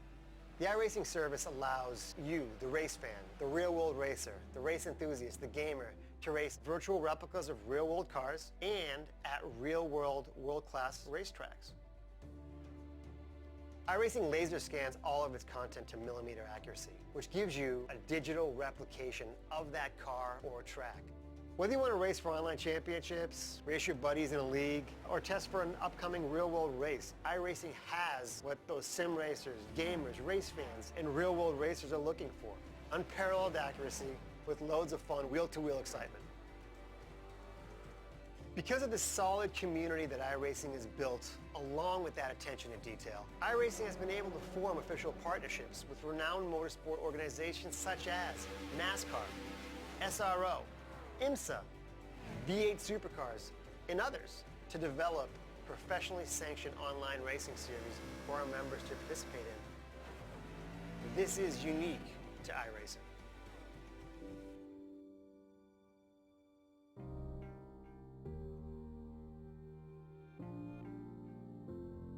When we started iRacing, we kind of fundamentally wanted to take a different approach with licensing and treat them more like partnerships.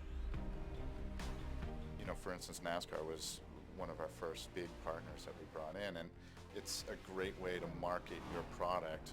There is a growing sense that the virtual space is a great way to interact with the fans of your real-life series. Simulation in itself is just becoming more and more popular in the real racing world, and it's natural to think that to be successful in the real world in these racing series, you're going to have to be up to speed with simulation at this point, because it's the only way that you can actually get any testing done. One of the things that we've realized in partnering with iRacing is that it allows us to expose the sport to a much broader audience than we've ever had the ability to reach out to. Not many people have the opportunity to drive a race car. iRacing breaks down those barriers and lets you do that. So for us, we're able to expose racing in general and the sport of NASCAR to a much broader audience from that standpoint. It engages people in NASCAR in general. So if they like iRacing, if they don't want to become a professional race car driver, they get a feel for what the sport's all about. They're more apt to either go to a race or watch on TV. iRacing's ever-growing global online community is very appealing to IMSA and what we're trying to do and grow our product as well. Clearly, iRacing is a leader in sim racing and logical and attractive partner for us to be with. For sim racers who have not been exposed to IMSA before, this is a great way to entice them to come check our product out on television or attend our events in person. At this point now, we're actually getting contacted by racing series and tracks and manufacturers because they want to be involved in iRacing, because they see the value of having that sustained exposure to key demographics for them. Over the last few months, we've done partnerships with the SRO, who is the sanctioning body for the Blancpain GT series in Europe. IMSA, which is obviously the sports car series here in the US. They're two of the newest partners that have gotten on board with this idea that there is a way to kind of bring their brands into iRacing and create these virtual series that have real meaning to consumers of our product and fans of their series. Next to the traditional ways of promoting the championship through TV, through media, through all forms of internet, we appreciate the growing importance of gaming. iRacing offered a very realistic platform where high-level players can get the nearest to the specificity of our type of racing. Companies like NASCAR or Blancpain Series or IMSA don't just partner up with everybody. They see how authentic we are, how realistic the racing is, how much effort we put into making things real and fun and exciting for our members, and that's how we get to work with these companies. It helps us both engage our existing customers. It's more exciting to race when you're racing an actual NASCAR series versus just a stock car, and it also helps us reach new people, because new people, they follow these series in the real world and they want to get as close to them as they possibly can. One of the things we love about iRacing and what they've created there is that it really emulates what we do in real life in NASCAR. You have to work your way up, you have to train, you have to become better at every single level in order to make it to the very top.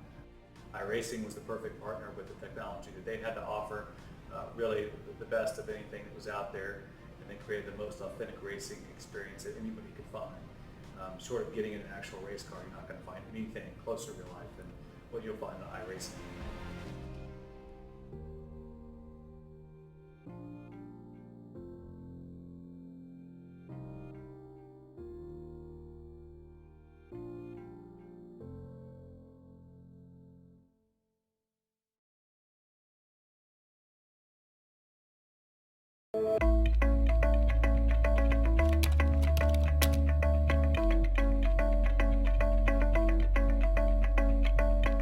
I'm Dan Garrison, software engineer at iRacing.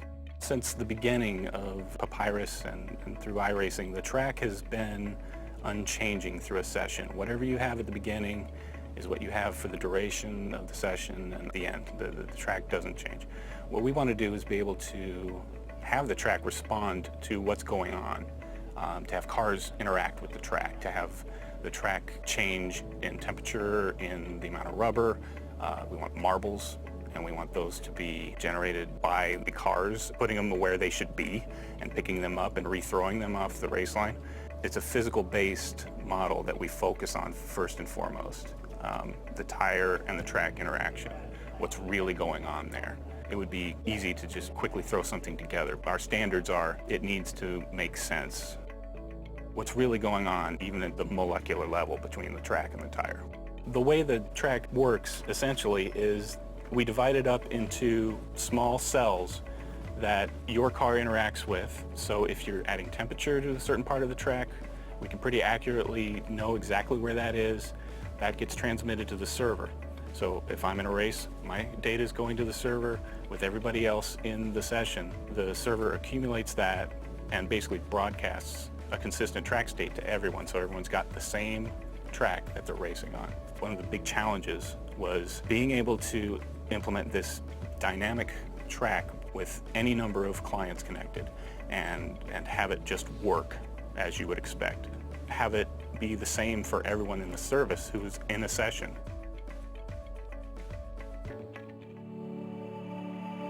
So to kind of give a little bit of a preview of the state of things right now, I basically have run a number of laps at 5 flags with the effects exaggerated for demonstration purposes so that we can kind of immediately see what's going on with the track. Right here is basically the track at the beginning of the session. There is a little bit of rubber on there that's put programmatically. That's the starting state of this track, and it's fairly low rubber at this point. If we skip ahead to the end, I did about 30 laps, so at the very end you can kind of see all this darkened in right here. This is where I was running the car, so well, there you go. And again, this is exaggerated. A single car in 30 laps is not going to darken the track anywhere near this level. We also have the ability to see the temperature, similar to an IR camera. At the beginning of the session, it's a little bit warm down here. It's very cool up here. As we skip ahead, all of a sudden this part of the track has become very warm. This is where I was running the car. And we can also drag the little thumbnail and see the effect of time as the track cools off and returns back to its equilibrium state. Before we had fairly symmetrical tracks. Now, because the sun is shining at some angle, one side of the track might be particularly hot, and 180 degrees around the track is going to be significantly cooler because the sun isn't really pointing at that. So you're on a track where maybe you basically treated it as 2 equal halves. Now you need to adjust to that. With multiple cars over a long race, you're going to have to seek out where's the grip, where is it going, how is the track changing. It's going to require a much more intelligent approach to racing. You're going to have to be able to handle the track through the life of the race. So in addition to temperature and rubber, we're also spending a lot of time working with marbles, putting them on the track where they should be.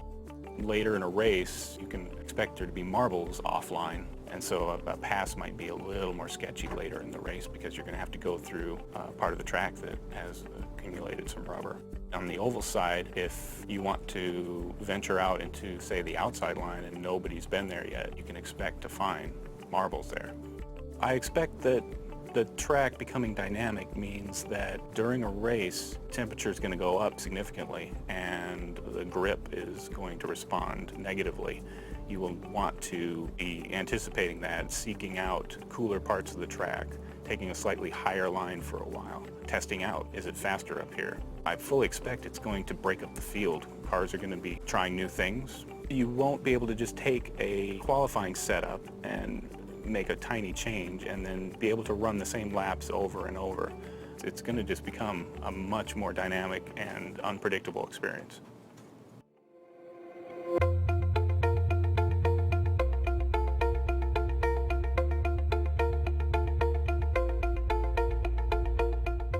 as significant as this first implementation is in creating a dynamic environment, it's really kind of just sets the foundation for even bigger and better things. We'll be able to handle day-night transitions and a moving sun and clouds coming in and have the track respond to that. We can look down the road and say, well, we'll want to do rain and have water on the track and have it move and have it dry according to where the tires are and how much temperature is there and how much is the sun shining. All these things that happen in a real race, we want to model them, and we are well on our way in being able to do something like that.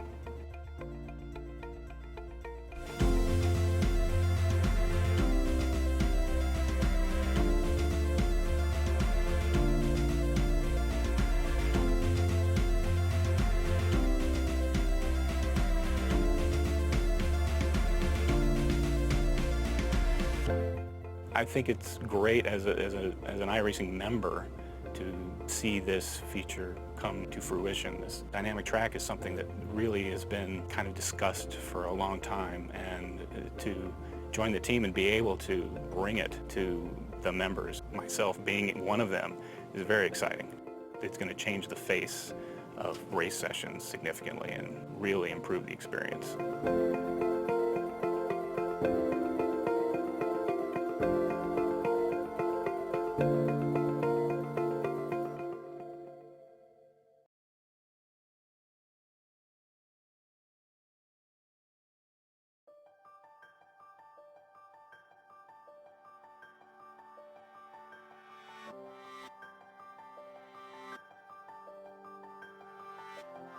The V8 Supercars Online Premier Series, the most competitive V8 Supercar series in the world of sim racing.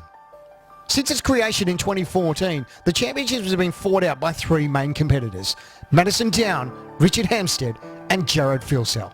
TTR versus TTL versus ANZ. In 2016, this trend changed with the signing of new TTL superstar. Young gun Josh Rogers took to the grid to fight for a championship. Rogers has had a hard-fought season so far, including being involved in the defining battle with the veterans at Sebring. You're not going to go side by side through here, are you guys? Oh!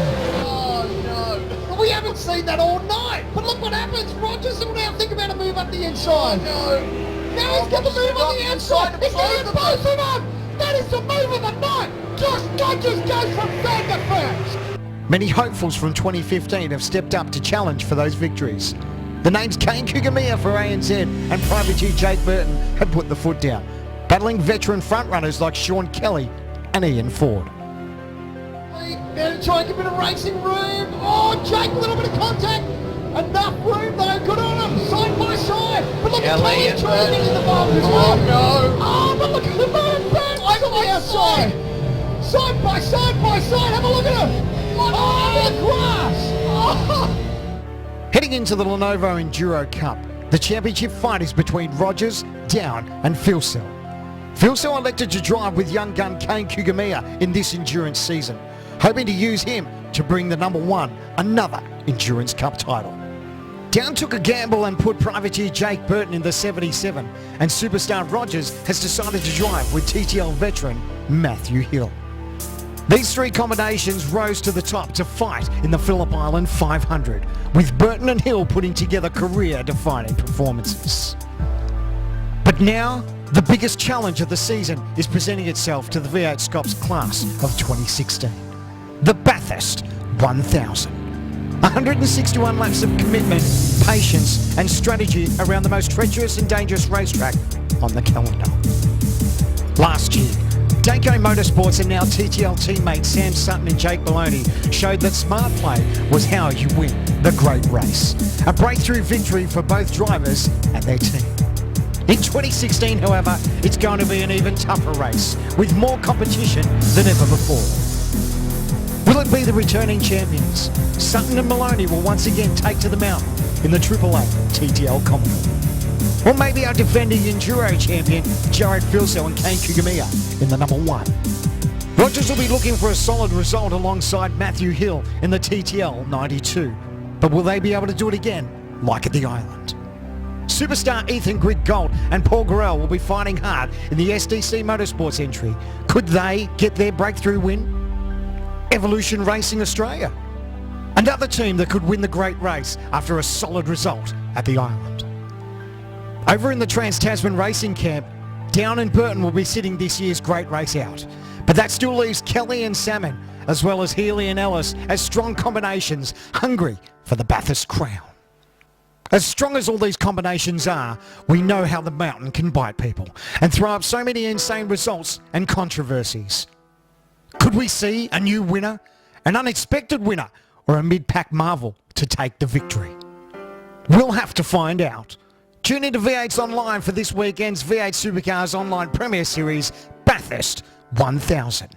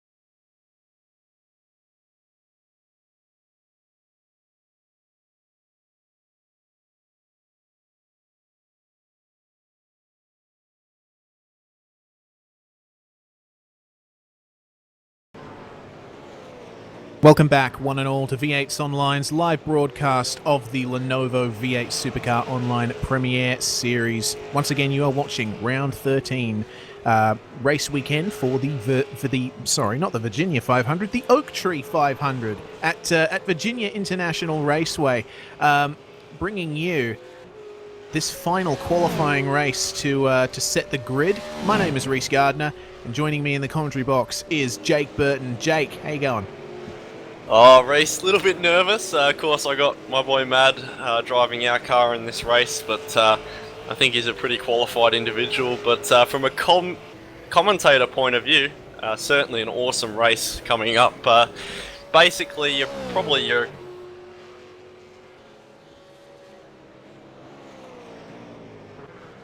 Sorry guys, just had an issue with my microphone. Yeah, so probably going to be quite an exciting race. Got basically all your A drivers in for this one, so heaps of really quick guys. It's going to be interesting to see guys like Phil Cell fight from 26th on the grid. That's going to be a guy that we watch, and obviously the guy in the field who probably has it easiest is Madison Down. If he can get that thing off the line, he should be able to lead flag to flag. He does have the pace for it, so it's going to be interesting to see what happens, but I'm looking forward to it, Reese.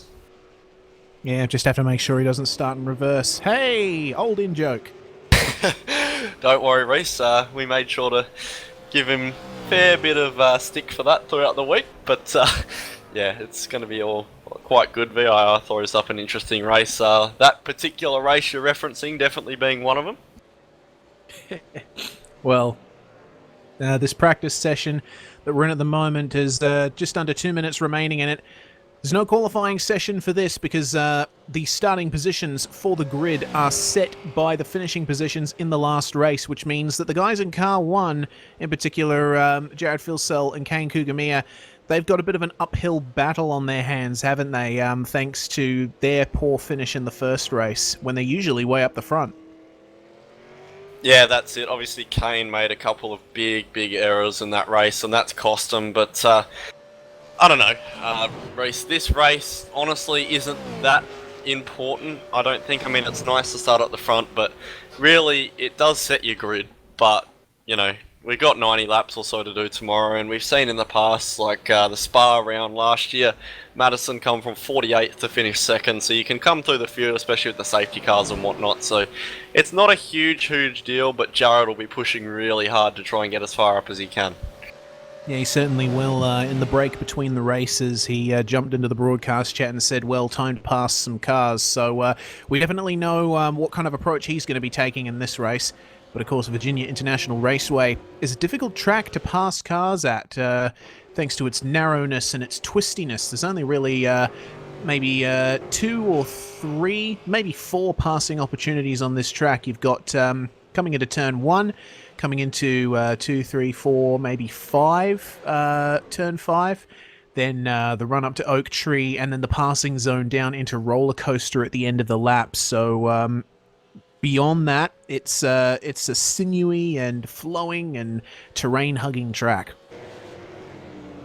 That's it, Reese. Really, there's a couple of no-go zones when it comes to passing. One of them is really anywhere from the exit of the roller coaster until the last corner. They're places you really don't want to be going too wide, as well as through the S's. But pretty much anywhere else, I think, is acceptable for overtaking here at this place. So definitely going to be a bit of a challenge, but 50 seconds and we'll be getting the red lights come up. So, yep, Joshua Rogers topped practice with a 1:45.8, closely followed by Phil Cell. And I don't think Madison got a proper time in, but those top 3 I think are the class of the field at the moment. Obviously Mad has the best starting position, but yeah, certainly going to be a great one to watch. Yeah, certainly will be. We've got extremely high quality field of drivers ready to go here at Virginia International Raceway for the final of 2 13-lap races. It was one of the most exciting races I've ever seen in terms of on-track action and bit of biffo as well in race 1. And, well, we'll see what happens in this one. Yeah, another guy to look out for is Michael Schreier. He's had a lot of pace this week. But revs are starting to rise now, Reese. And the green flag is going to fly. And Madison Down didn't get off the start as well. I think he missed the start just a little bit. That's going to put the Laser Racing car, I think Jason Bentz is at the wheel of that one, into the lead. Oh, and we got 2 cars off in the background there. Who's that? They're way off. Oh, that's Brenton O'Brien and Michael Ford. ERA and Performance Motorsports. Oh, and a ton Stenberg of and cars Harvey are off. Sean Kelly's around. That's a disaster. Oh my goodness, how many cars were involved in that? I'm going to get a replay of that on my screen at the very least. I don't know what happened there, but goodness me, we had ERA cars off at the first turn. And, oh wow, proper pile up. Goodness me. Brenton O'Brien's lost the rear end on cold tyres and absolutely cleaned up Michael Ford and sent those guys off, and that's caused a bit of an effect into one, and that sent Harvey into Stenberg, and big crash. Yeah, wow, absolutely horrific way to start the race for a few of these people. But back up the front, we've got a real battle happening for second. Had Richard Hampstead attacking Madison down there through Oak Tree, who himself is trying to get back past Jason Bentz, who has managed to hold the lead so far. Richard, they're not going to go 3 wide. Oh, goodness, no. This can only end badly. Come on, guys. Oh, Richard. Oh, and there's contact, and they're all around. Richard Hampstead around. And he's off. Jason Bentz trying to hold it with Madison. Madison trying to go 2 wide through roller coaster, but Jason Bentz has to yield. Goodness me. And another race-changing incident. I don't want to be biased here, but that was not a good idea by Richard. That was a really stupid idea to go on the left like that and make it 3 wide. It's hard to go 2 wide through there, let alone 3 wide, and he washed out and hit Mad. So Madison Down's going to resume the race lead, and fortunately Bentz got through it as well, but disaster for Hampstead. Yeah, certainly. Bentz is still managing to hold his own in second, though. Got a gaggle of cars behind him that are a bit too busy battling amongst themselves to really put any moves on him. Michael Healy and Sam Sutton battling pretty hard there for 3rd position now. Rogers up to 7th, as well as Phil Sell has just made a move for 14th. But being pushed wide. Phil Sell's been pushed wide by Dal Niche. Phil Sell just trying to get through these cars. Look at him go, just working that wheel massively. Oh, this is not... No. Dale Niche yields. Clever. There we go. Smart play by Nishi there. So now, this is the challenge for Jared Philsell. He has to work his way back up through this field of cars. His job's been made a little easier by these incidents on the opening lap, but he's still got a pretty long road ahead of him. And happily for me, Madison Down has stretched the legs. He's pulled away from Jason Bentz. Michael Healy sitting smart in P3. Well, he now has Sam Sutton all over the back of him. Oh, Rogers! Rogers up the inside. Oh, can't wait. Hang on a minute. He just went through that car. Okay. All right. Is he running off that hotspot on his phone again? Oh, Reese. You know, we call guys with Rogers pace aliens, but I think that's sort of that's proof just paranormal, dude. Extraterrestrial activity in iRacing. Yeah, that's wow. A spectral incursion on Rogers' part. That's that was quite bizarre. Sam Sutton, sorry to interrupt, Reese, has had a move on Michael Healy and will take P3. Well done to Sam there. Certainly. Sam through into 3rd place. Madison Down streaking out in the lead. As now Sam Sutton coming up to the back of Jason Bentz. We mentioned Sam Sutton and Scott Stevens having a bit of a history together. I think Sutton and Bentz have a bit of a history of their own as well. To be fair, a lot of people with Sam Sutton have got some history, but Jared Philsell, I've actually just looked back to now, is trying to make his way around Scott Connors.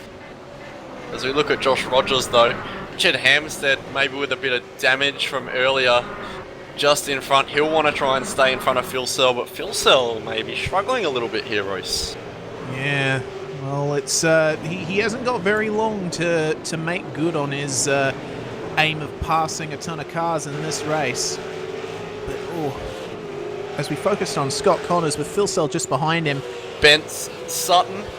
Sorry to Bence interrupt, and Reese. Sutton. Up the front, up the straight, towards the roller coaster. Here comes Bence. He's got the more straight line in top gear.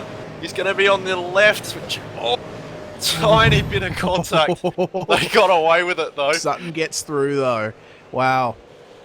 Very, very borderline moves going on around here, but these guys are managing to keep it together, which is good to see.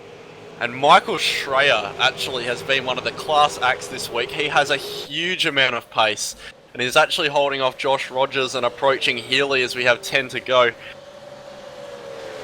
Schreier maybe going to look for a move. Yep, here we go. He's got a bit of an overlap. In the latter part of the braking zone, he goes through. That's Schreier through on Healy, and it looks like Rogers has got him as well. Through. So that's two positions lost there for Michael Healy. Great racing by those two. Schreier and Michael Healy are two of the most gentleman drivers in this series, and they gave each other plenty of room. But now it looks like Sutton may be bottling up the pack a little bit, and Jason Bence made a bit of an error. So Rogers will want to get through this gaggle of cars quick, because Madison isn't too far away. He's probably far enough away that if he doesn't make a mistake, Mad's got the win insured, but Rogers will want to be trying to push for that pole.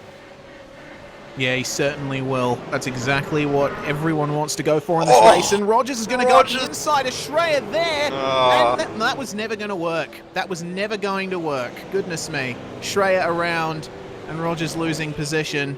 I'm not quite sure what went on there. That's sheer impatience there from Rogers, unfortunately. Wow, that's a real shame to see, actually, because Schreier... I'm not going to comment anymore on that. Okay. We've got a race to watch. Sam Sutton and Jason Bence chasing them down. It's disaster for Rogers, though, because he is doing the right thing and readdressing, but he's got to readdress so far. He's stopped. Man, oh man. Sorry, I just got to say, these TTL guys in this race just probably not the smartest moves they've been putting on, but at the end of the day, it all comes down to tomorrow. But we've actually just seen Mitchell Ciolak has come into the pits. Followed by, it seems, Sam Sutton? No, Chris Coxhead, that is. Coxhead. I think maybe they could be penalties, maybe drive-throughs for something we haven't seen. But, just look further up. Forzan El Nabi has made a big move on Michael Healy. Yeah, right through in turn one. Really good stuff there. Healy just continuing to fall back. Now facing a bit of pressure here from Brendan Hobson in car number 25. And just taking a little bit of a glance up to the front. Madison down, driving away. He's now got a 4-second lead.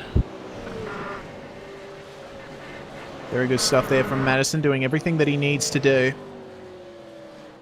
I mean, I'm quite happy with how he's going, personally. But yeah, no, good driving from Madison. I think we actually got to give a big shout out to Sam Sutton. He has really turned it on for this race. He's actually done the smart thing and not got involved in the accidents like his teammates, and that's put him in P2, so that's a really, really good drive for Sam Sutton so far. He had really good, surprising pace in the qualifying session this afternoon compared to what he had in pre-qual, so Sam Sutton really turning it on this afternoon. Yeah, most definitely. Doing everything that they need to do. Once again, get that finished, that good starting position, for tomorrow's 500-kilometer race. Same goes for Bence and El Nabi, actually. Yeah. Third and fourth for these two. El Nabi had huge pace through qualifying, but Jason Bence, that's awesome. Yeah, I'm actually quite surprised by the pace of the Laser Racing car this weekend. We haven't seen them this far up the field before, and yeah, it's interesting to have another player in this area of the chessboard, so to speak. Oh, but look, Reese, we've got two major players fighting now for P8. Hampstead and Phil Seller at it. Oh, here we go. Two champions of V8SCOPS here, fighting it out. Richard's had a little bit of a slump in previous months, but He's put so much effort into his blunt paint campaign, for which that TTLR car finished 8th, that he hasn't really had time for the supercars, and he's really turned it on here at Virginia. He certainly has, and Phil Sell, ever the consummate professional, is not going too wild in his pursuit of Hammer. And of course they've got Healy as well. Healy's fast too, so Healy could make this difficult for these two guys. Yeah, certainly. 3 different racing organisations here on the same part of the track at the same time. TTR, TTL and ANZ in order. They come up down into roller coaster. Phil Sell just not able to get close enough to Richard for a move just yet. But the train continues one car further up because they've got Brenton Hobson there, bottling them up a little bit coming out of roller coaster. Yeah, and I've said this in previous rounds, Reese, but I really rate Brenton Hobson as a driver. He's he's not the fastest. He hasn't been around for very long, but absolutely consistent and such a gentleman driver. The series needs more guys like this, as Healy has a little bit of a look on him. He's a real talented videographer as well, as we see Brendan Hobson. Phil Sell's going to capitalise here, because I'm assuming Richard's probably going to have a big lunge soon. Phil Sell's just waiting. You can see him being tedious. Yeah, this section of the track just so slow compared to every other section. Got to really sort of rein yourself in through this section.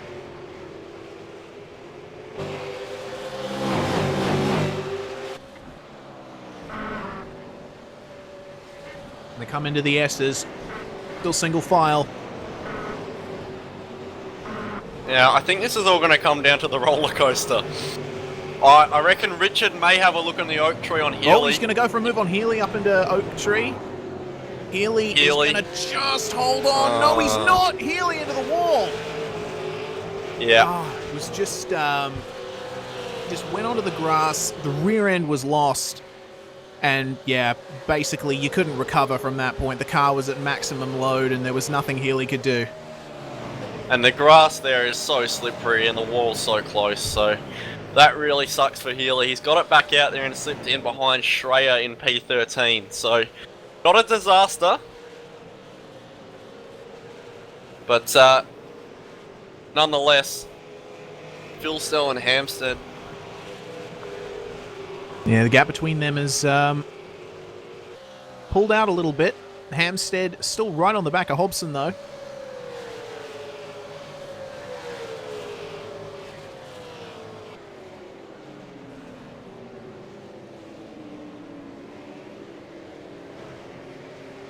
Yeah, Richard's trying his best to get around Hobson. He just needs to settle himself down. He's been making some big moves in this race. He's made a bit of a mistake there. Fuel cell's quite close now. Not quite enough though. Meanwhile, we've got a bit of a battle further back with Josh Rogers, Kurt Stenberg, Dale Nish, Michael Schreier, and now Michael Healy behind them, recovering with a damaged car. He's chasing this little group of cars down that's starting to close up. Rogers will check out from here. He's got so much pace, but Stenny may be struggling a little bit. Actually just noticed as well, we didn't see it, but Forzan El Nabi has taken P3 off Jason Bent, so Forzan putting on a ripper race. Yeah, focused on Forzan El Nabi at the moment. Fantastic stuff from this guy. Certainly had the one-lap pace, but turning out to have some race pace in these extremely short sprint races as well.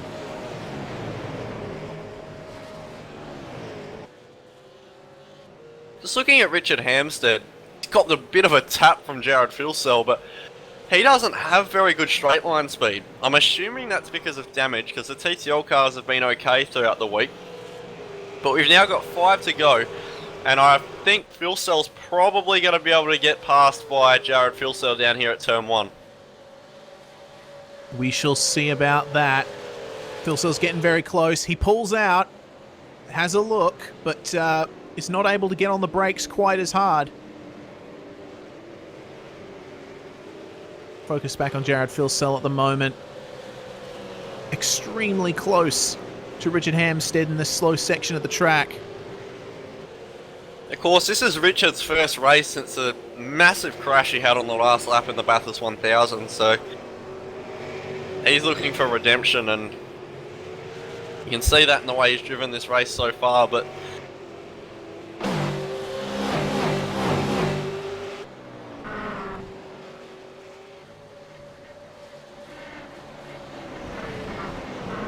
currently on lap 9 at the moment of this 13-lap race, still going hard at it, all of these guys.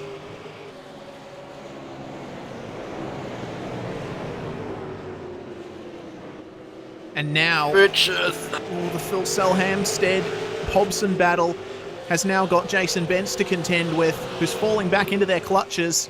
Here comes interested to see where Filsell. this goes.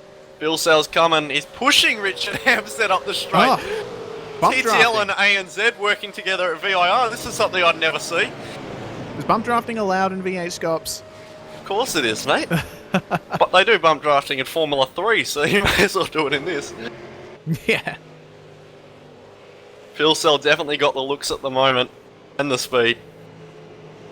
Yeah, certainly. Oh, Hobson wide. Oh, this is going to boy. be... Richard's going to have this. Yeah, you can physically see he's got the run on him now. I'll be looking for Richard to pull out once they come past this start-finish corner. Filsell! Both Filsell and Hampstead pulling out. Hampstead trying to go up the inside. Hobson just cuts him off. Hampstead is sent a bit wide by that, and Filsell's going to try and come through, but he just doesn't have that overlap. Richard Hampstead moves back in front as they come into the left-hander, sorry. That by Hobson was nothing short of sick. Oh, absolutely on the edge. And now Filsell has a look. Yeah, I've noticed him trying to do that on the last 2 laps, Jared. He's had that little bit of a run there on that short straight, and he's been trying to just jam it up the inside, see what Richard does. But of course, Richard is taking that very, very narrow line into the corner and just cutting him off. I have so much good stuff to say about Hobson after that. To outbrake Richard Hampstead into one of the biggest braking zones we go to and pull it up, that is unreal. Fantastic stuff from Hobson. Great, brilliant defensive driving. Absolutely wonderful. As they come out of Oak Tree once again. Oh, a little bit of an oversteer moment from Jared Filsell, but Richard Hampstead is falling back slightly from Brenton Hobson. Was just able to get the power down a little bit better.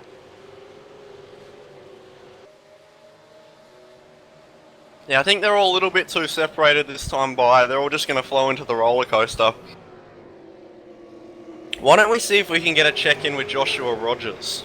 Because Joshua Rogers, where is he? He is currently in 10th. Hasn't pulled away very much from Kurt Stenberg. he's chasing down Scotty Connors, but he needs every position he can get at the moment for tomorrow. Yeah, Scott Connors with some major damage on the front end of that car. So, and Connors with his usual theatrical, ragged edge driving style. Goodness me, Hampstead up the inside.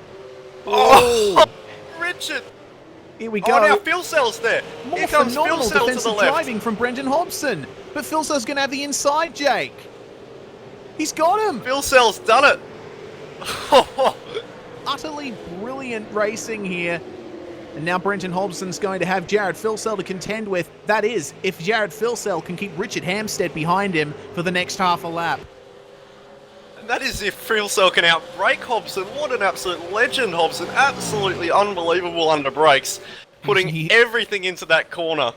He's either got an incredible technique or an incredible amount of faith. Either way, fantastic racing there. What do you mean, faith, Reese? That's called balls, man. He is so quick at the moment. Hobson, too right. Gotta say, for a guy like Hobson, I had a big conversation with him on Thursday because he was talking about how he's learning against racing people like me and whatnot who have been around for a long time. It's stuff like this, taking it to guys like Richard Hampstead and Jared Filsell, which is just going to advance this guy's learning curve more and more. This is absolutely sick by Brenton Hobson at the moment. Yeah, brilliant stuff. The fact that he's managing to hold off two V8 SCOPS champions here is just nothing short of phenomenal. Fantastic stuff to see from that Eaton Commodore there. coming out of roller coaster once again. Oh, might Phil Sell have a run? Here we go again. Have a run. Hobson's gonna have a crack again. Here we go. He's got the toe. Jared Hobson's Phil Sell giving it to him. Yeah, Phil Sell. Oh, Phil Sell has a look. Hobson, can he hold it around the outside? Oh, come on. What's going to happen? Phil Sell's cleared him. Phil Sell's cleared him. Hobson will have to yield, but still very well defended. Very good move by Jared Phil Sell, actually. Gave his affiliate teammate heaps of room, and now Phil Sell looks to Jason Bentz with 2 to go. Jason, Richards just smacked Brenton Hobson. Oh, goodness me. Hobson just, I think, went a little wide on the exit there, and Hampstead just tagged him in the rear, but fortunately it didn't end in tears. We're probably going to keep watching Richard and Hobson now, because this is going to get interesting. Yeah, I get very, the very feeling close. Richard is not really in a great state of mind at the moment, and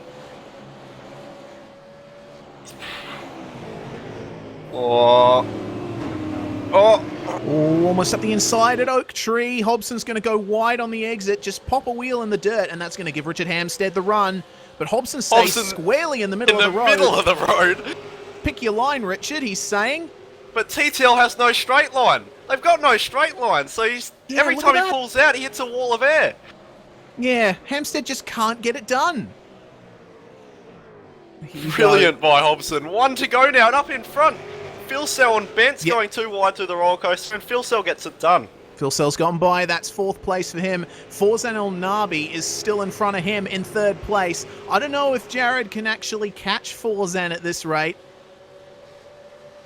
I reckon Richard's going to have a lunge down at turn 1 here. It wouldn't surprise me.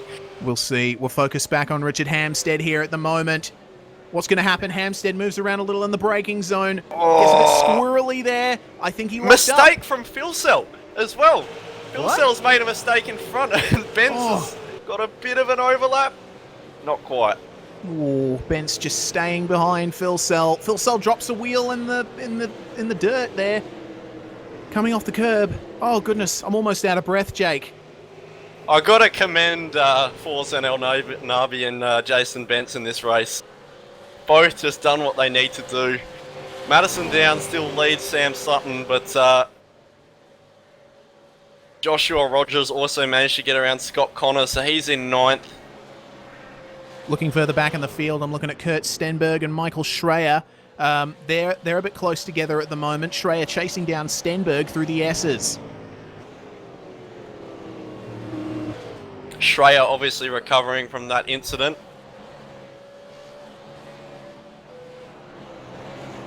Oh, Stenny, a little bit of just put one wheel on the grass in the braking zone, but managed to hold it. His line out of Oak Tree has been compromised, though. That may give Schreier the run. Schreier goes to the right. Stenny stays left. Schreier's just inching forward. He's got a little bit more straight line speed. While we keep our eyes on that, Madison Down has taken P1 in this race, so he will start, or maybe me, will start on pole tomorrow. Stenny lost it! Oh, but he manages to hold it. Incredible stuff from Kurt Stenberg. Brilliant stuff. Jared Phil Sell right on the back of Forzan El Nabi. He's got a bit of a draft. Oh, but El Nabi holds on for 3rd, and they make contact after the start-finish line. Oh, wow. What a race.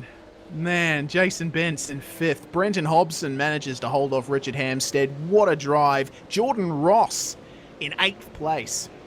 Another great drive from him. 9th place, Josh Rogers. And your top 10 is going to be rounded out by Scott Connors. Yeah, and then we go to some of the harder parts of the field. Scott Connors managed 10th, as you said, from 19th. But then the unfortunate drivers come through. So Schreier went from 4th to 11th after being turned there. So big shame for him. Kurt Stenberg moved up a few positions to finish 12th. Healy, absolute disaster for him and Lee Ellis. Started 3rd, finished 13th. Sean Kelly also had a bit of a spin, was involved in that first lap incident in 14th. Mitchell Ciolak, 15th. Dale Nish coming through the field nicely in 16th. Michael Ford in 17th. Michael Talajanak, 18th. Chris Coxhead, 19th. And Daniel Trim round out your 20.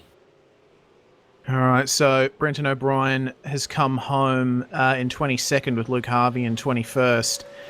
Eran Nikev in 23rd place, and we've got a couple of retirements. Unfortunately, Heath Brennan is one. Tony Kloosterman, 4 laps down, is going to finish in 25th position. I am completely out of voice, Jake. Yeah, absolutely unreal. I obviously didn't get to see much of the first race, but by the sounds of it, that was pretty comparable. Very, very intense racing there. Probably a bit of desperate play from some of those TTL cars, but that's all right. I'm sure they'll get back on top of it tomorrow. I'd probably try and dial a bit more straight line speed into those things, so the passes don't have to be so deep under brakes. But yeah. Yeah, certainly. Well, I in all of that, I'm not quite sure what the grid is going to be for tomorrow, other than the fact that, of course, Jake, you and Madison are going to be on pole. But yeah, I think the racing that we've seen tonight, just absolutely fantastic. Forzan El Nabi's going to be there too. It's not. It's literally the finishing results of that race. So it's going to be Madison down on pole. Sam Sutton and Jason Dixon will be on the front row alongside us. And Forzan El Nabi, second row start. I think he started pretty high at the grid at Phillip Island as well. So really awesome, Enduro Cup campaign from the guys over at PMS. Jared Filsell rebounded from 24th to finish 4th. So incredible, not a disaster for Filsell. Oh, wow. Fantastic stuff. Driver of the race has to go to Hobson, though. Absolutely unreal. Managed to make positions and fight off some of the greats of the series. So well done to Brendan Hobson and Synergy Sim Racing. Yeah, brilliant stuff from them. Well, there's been thrills and there's been spills, and we're just waiting for drivers to come in for interviews, if at all possible. And it looks like we briefly had the first of them join us, Sam Sutton, but he's gone down into the awaiting interviews thing. So I suppose we should bring him up. I think, given he's a commentator, this was his default channel, Reese. But Sam Sutton, mate, really awesome result. P2, just didn't quite have the pace from Mad, but just drove a smart race and managed to get through all the dramas that we saw some of your teammates get involved in. So front row start tomorrow, mate. Well done. Yeah, it's good to come back from we were up the front last race until we got cleaned up, and to get back on the front row is good for tomorrow. Yeah, had a great couple of first laps. I think Jason in my ear said that's 2 cars every lap for the first 3 laps I picked off. So yeah, it was a good run there. And once I saw Madison had about 2.5 second lead, I kind of just wanted to see what my pace was against him, and he sort of came back to me at the end. I don't know whether he just backed off or not, but it's good signs for tomorrow. All 3 of our cars are pretty quick, just lacking a bit of straight line. And yeah, unfortunately what happened to us, I don't think any of our cars had a clean run tonight. Yeah, it was not the best run for TTL tonight, obviously, but of course you've got 500 kilometers worth of racing around Virginia International Raceway tomorrow night. So I guess what are your thoughts looking forward into that? Yeah, it's going to be an interesting one for strategy, just with the fuel restriction and what we can do to get co-driver laps out of the way. And it's a very tricky track to pass at if you don't have speed in certain spots, which we kind of found tonight. So we'll tune the car up for tomorrow. I know Hilly said after his stint he hasn't done enough laps, so he might be doing some more tomorrow to get get up to the level he feels he needs to be at with Rogers in the car. But all in all, I think tomorrow we'll have a good race against all 3 cars. Fantastic stuff, Sam. Well, I guess we'll see you guys tomorrow.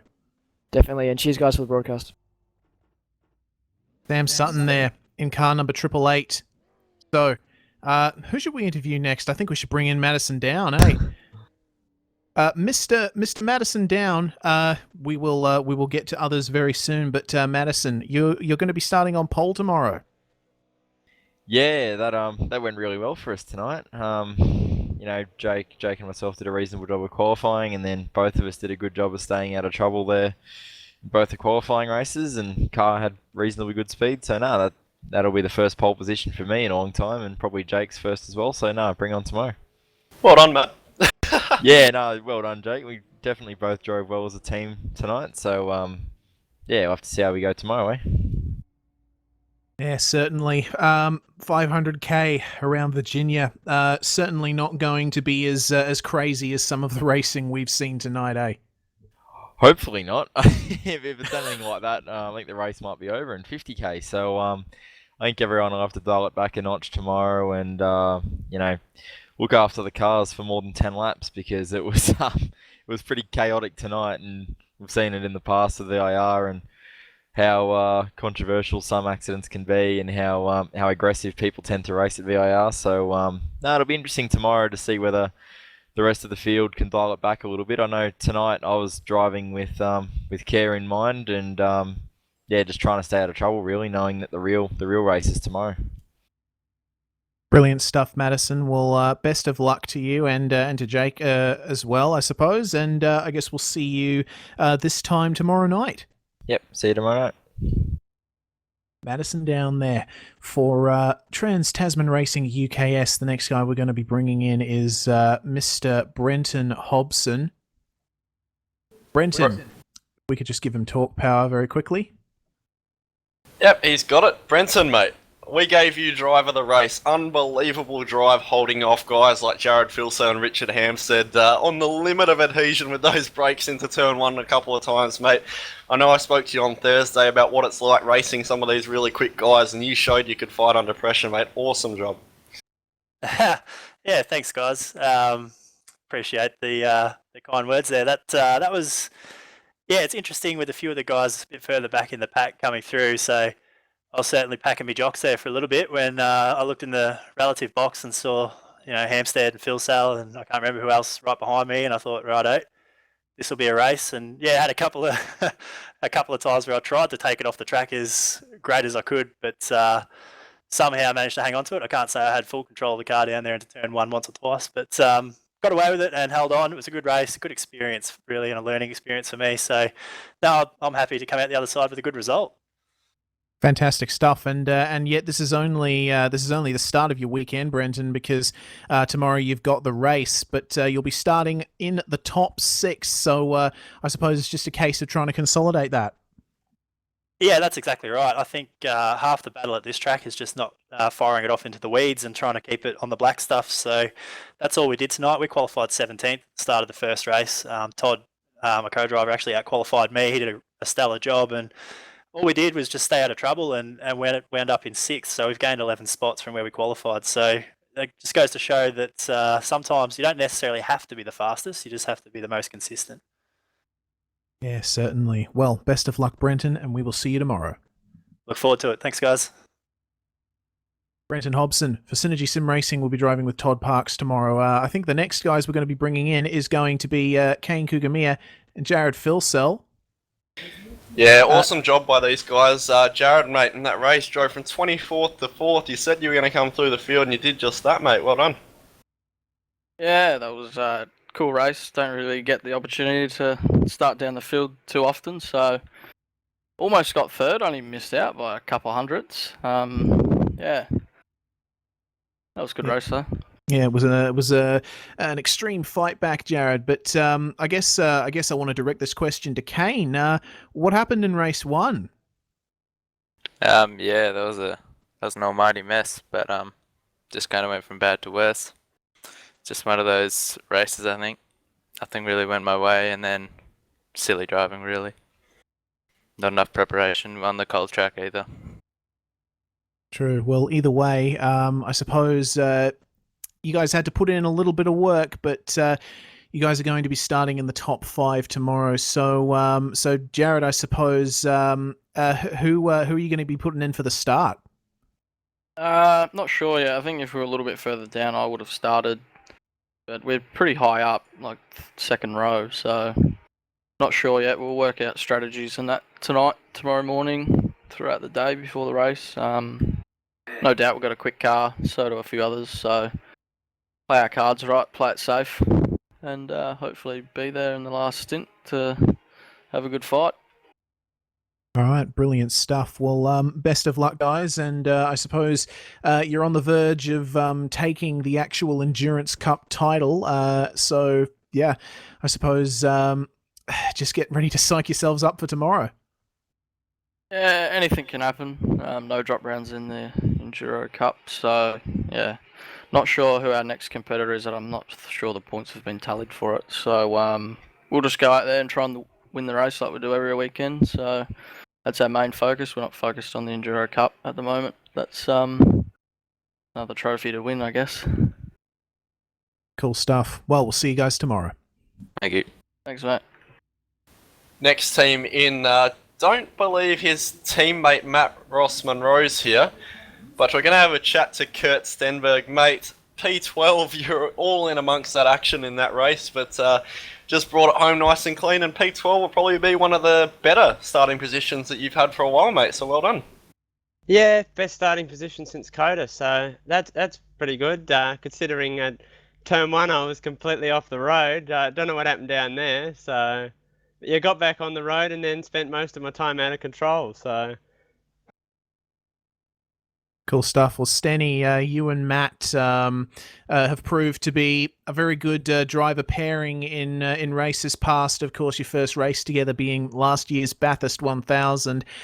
This is the first time that we've had a particularly long race at Virginia International Raceway. I know that your relationship with the track is a bit love-hate. Do you know anything about what Matt thinks of the track?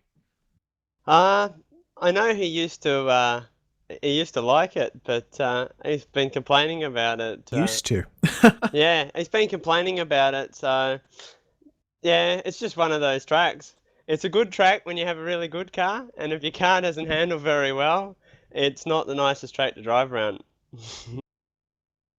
Certainly. Well, I suppose the only way really is up now, and you guys will probably be looking for a top 10, I suppose?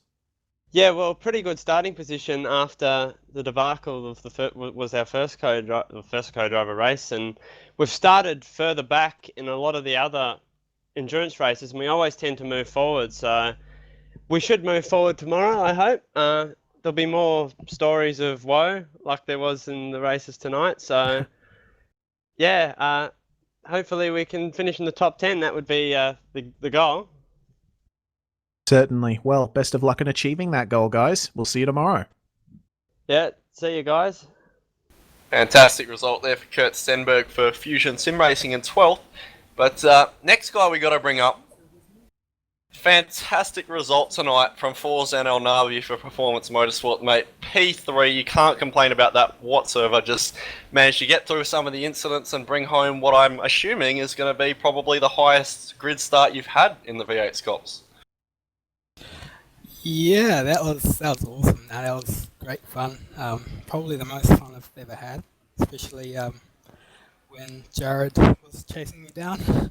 I was crapping myself a bit, but yeah, I managed to hold him off, but only just. And yeah, whatever happened after the race, where we made contact after the line, that was all friendly, so nothing too malicious about that. No, it was awesome.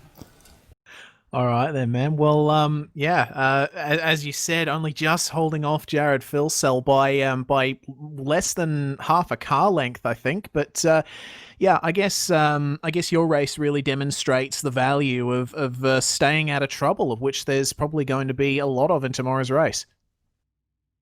Yeah, no, that's true, and I reckon massive props goes to Jason Hyde, my teammate, who he finished P6 in the co-driver race, so that made life a bit easier for me, I guess. And yeah, I just managed to stay out of the trouble that was happening in this race, and yeah, P3.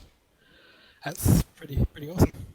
Yeah, fantastic stuff from you, and fantastic stuff from Jason Hyde as well. Well, I guess all we can do now is wish you best of luck in the race tomorrow. You're starting from third place, Forzan. Sweet, thanks guys. Forzan El Navi there for Performance Motorsports. The next person we are going to bring up, two guys actually, Joshua Rogers and Matthew Hill. Guys, absolutely. It was quite an interesting set of races tonight. And Josh, I mean, what was it like from your perspective? Yeah, obviously, both me and Hilly would agree that we both made some silly mistakes tonight, and would like to take time to apologise to Shreya too for my move. It wasn't on, and unfortunately ended out that way. But yeah, look, the races weren't too bad. The slightly, I don't know, hotter weather compared to the first session threw most people off a little bit, I think. And our car definitely didn't seem to like it in the tyre life perspective of things. So yeah, I don't know. We'll see if we can tune it up a little bit tonight and tomorrow, and see if it can be a bit better. Well, definitely respect to you, mate, for taking that time to apologise. Yeah, sometimes the mood just isn't on, and we all make mistakes, so well done to you, mate. But next we'll move on to Matthew Hill. Mate, had awesome speed at Phillip Island for the first round of the Enduros. Seemingly struggling a little bit more here, and a little tiny bit of work to do for tomorrow.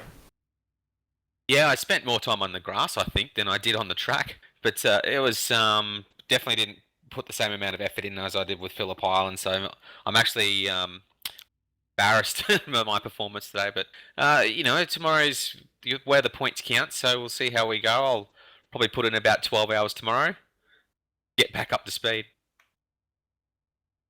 All right then, guys. Well, it's going to be a 9th place start for you tomorrow in the top 10. Of course, you guys managed to win the Phillip Island 500, so you definitely got it in you to win these endurance races. So, I don't know. I guess you'll just be aiming to stay out of trouble.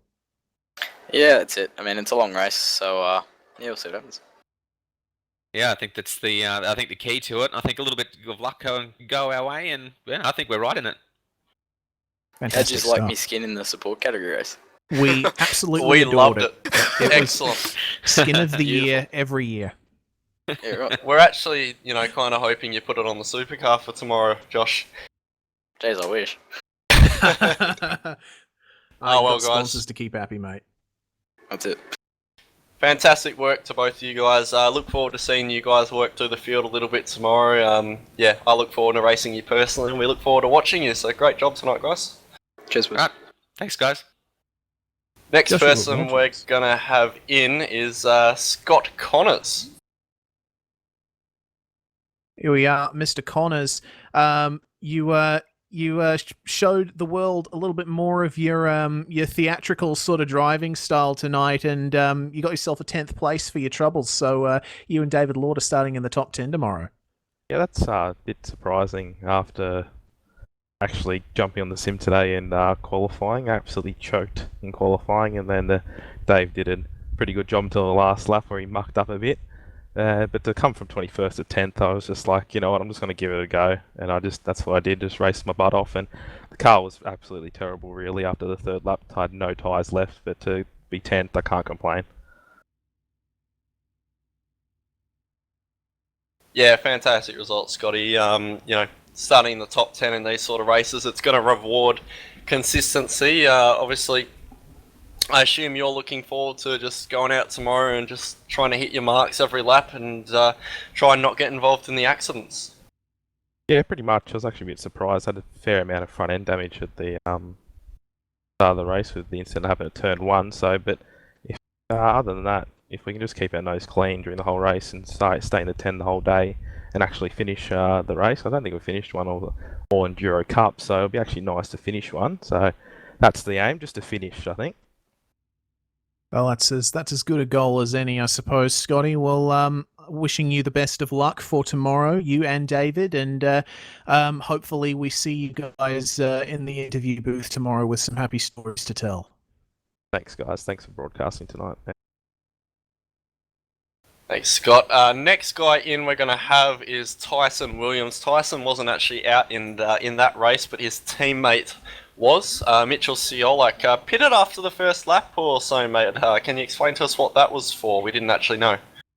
I believe it was a drive-through penalty for what happened on the first of lap 1.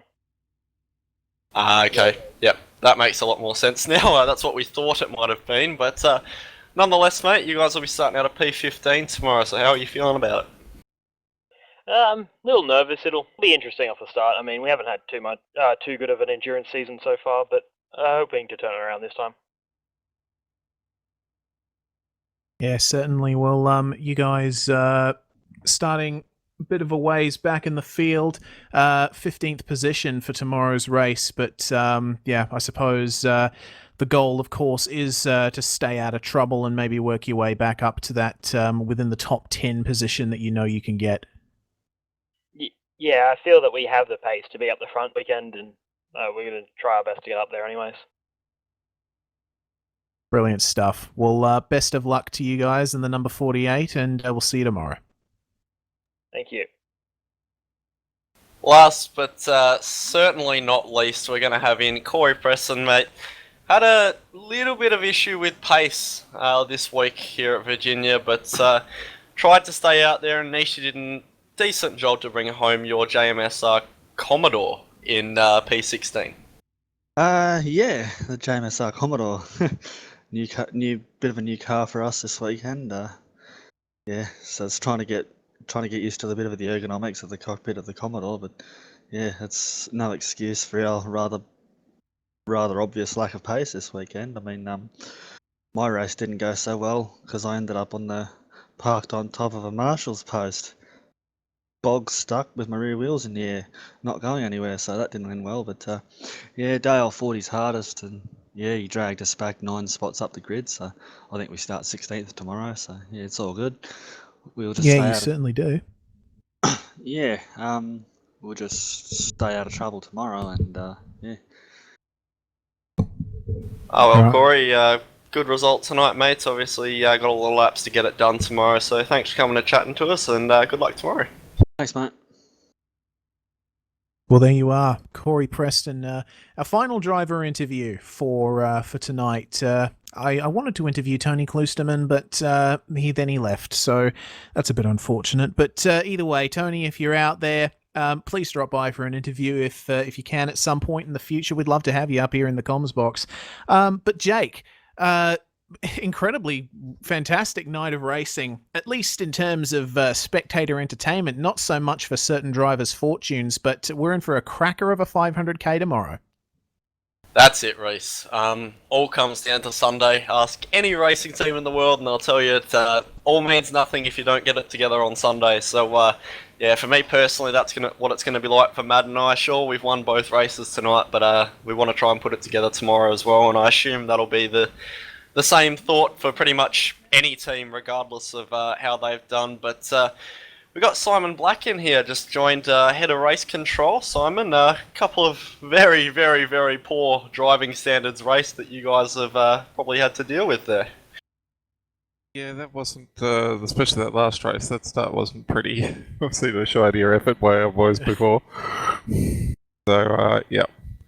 But, how do we look from the penalty stance there? So in that last race, both Mitchell and Chris Coxhead got drive-through penalties for their parts in the start incident. And a couple others were racing incidents.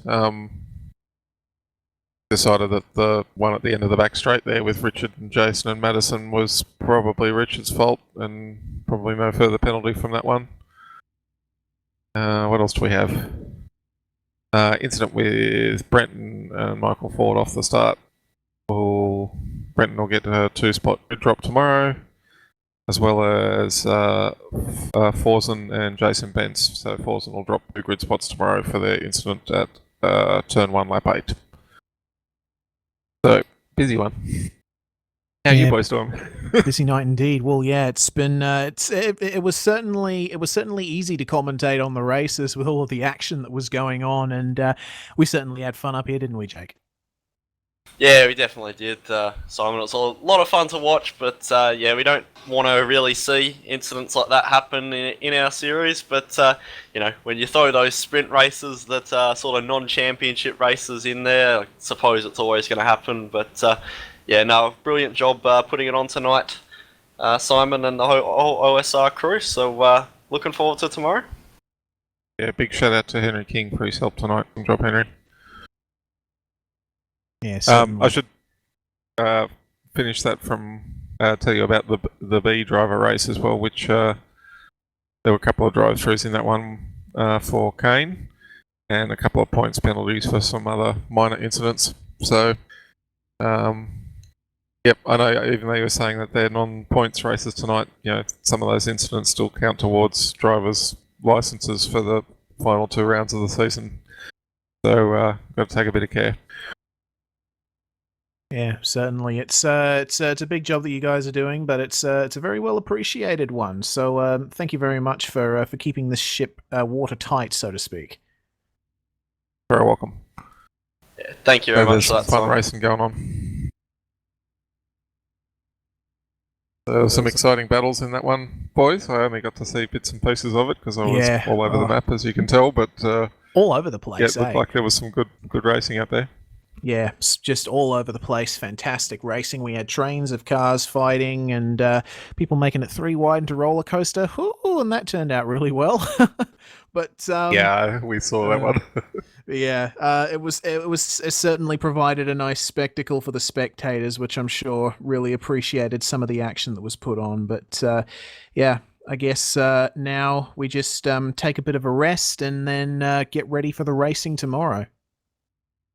Yeah, well, it's a long way tomorrow, so you don't want to be getting up in any of those first lap incidents or anything like that. Yep, 500k's is a long way around there, so it'll be time for your measured hat to begin with, I think. Most definitely. Well, I guess that brings us to the end of proceedings. So thank you very much for joining us in the commentary box, Simon. Oh, you're welcome, guys. Thanks very much for the commentary, and we'll catch you again tomorrow night. Yeah, well, we got to thanks Simon again, but we got to also mention that V8sonline will be covering, I believe, is it 18 to 24? 12 to 18, I think. Oh, the hours 12 to 18 of the official Le Mans 24-hour event. A lot of people have been waiting for here at iRacing, and probably the world's premier motorsport event that we now get to simulate for real. I know you'll be competing in it, Reese, but as we say, the best race here, and you guys will get to see hours 12 to 18 here later tonight, and then obviously the 500 tomorrow. Yep, so bumper broadcasting schedule here for Fonty in the commentary box. 11 hours in a row. That's absolutely crazy, that. But, we do it for the love of it, don't we? And it's certainly a great thing to love. Well then, guys, thank you very much for joining in the comms box, Jake. Thank you very much, Fonty, for your directing and various help behind the scenes. And also thank you to you, the spectators, for making this series what it is. And we're really happy to have you all on board. So that's the end of proceedings here tonight. This was night 1 of round 13 of the Lenovo V8 Supercar Online Premiere Series. The Oak Tree 500 from Virginia International Raceway starts tomorrow. So make sure to tune in tomorrow afternoon, Australian Eastern Daylight Time, to see some of the best sim racers in Australia and America race for the final round of our Endurance Cup. You've been watching V8 Supercar Online Premiere Series here on V8sonline, the best race here. We'll see you tomorrow.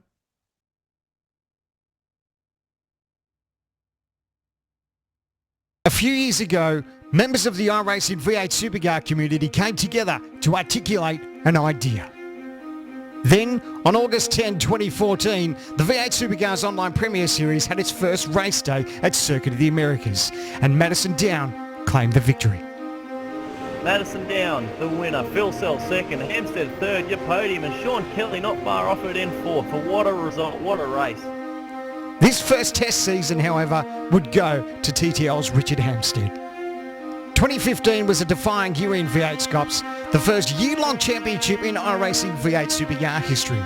The season was filled with many highs and lows. Few drivers were triumphant. Most faced heartbreak. Young gun Jared Filsell was crowned our champion. But in 2016, it's a new championship and a new opportunity for our passionate sim racers.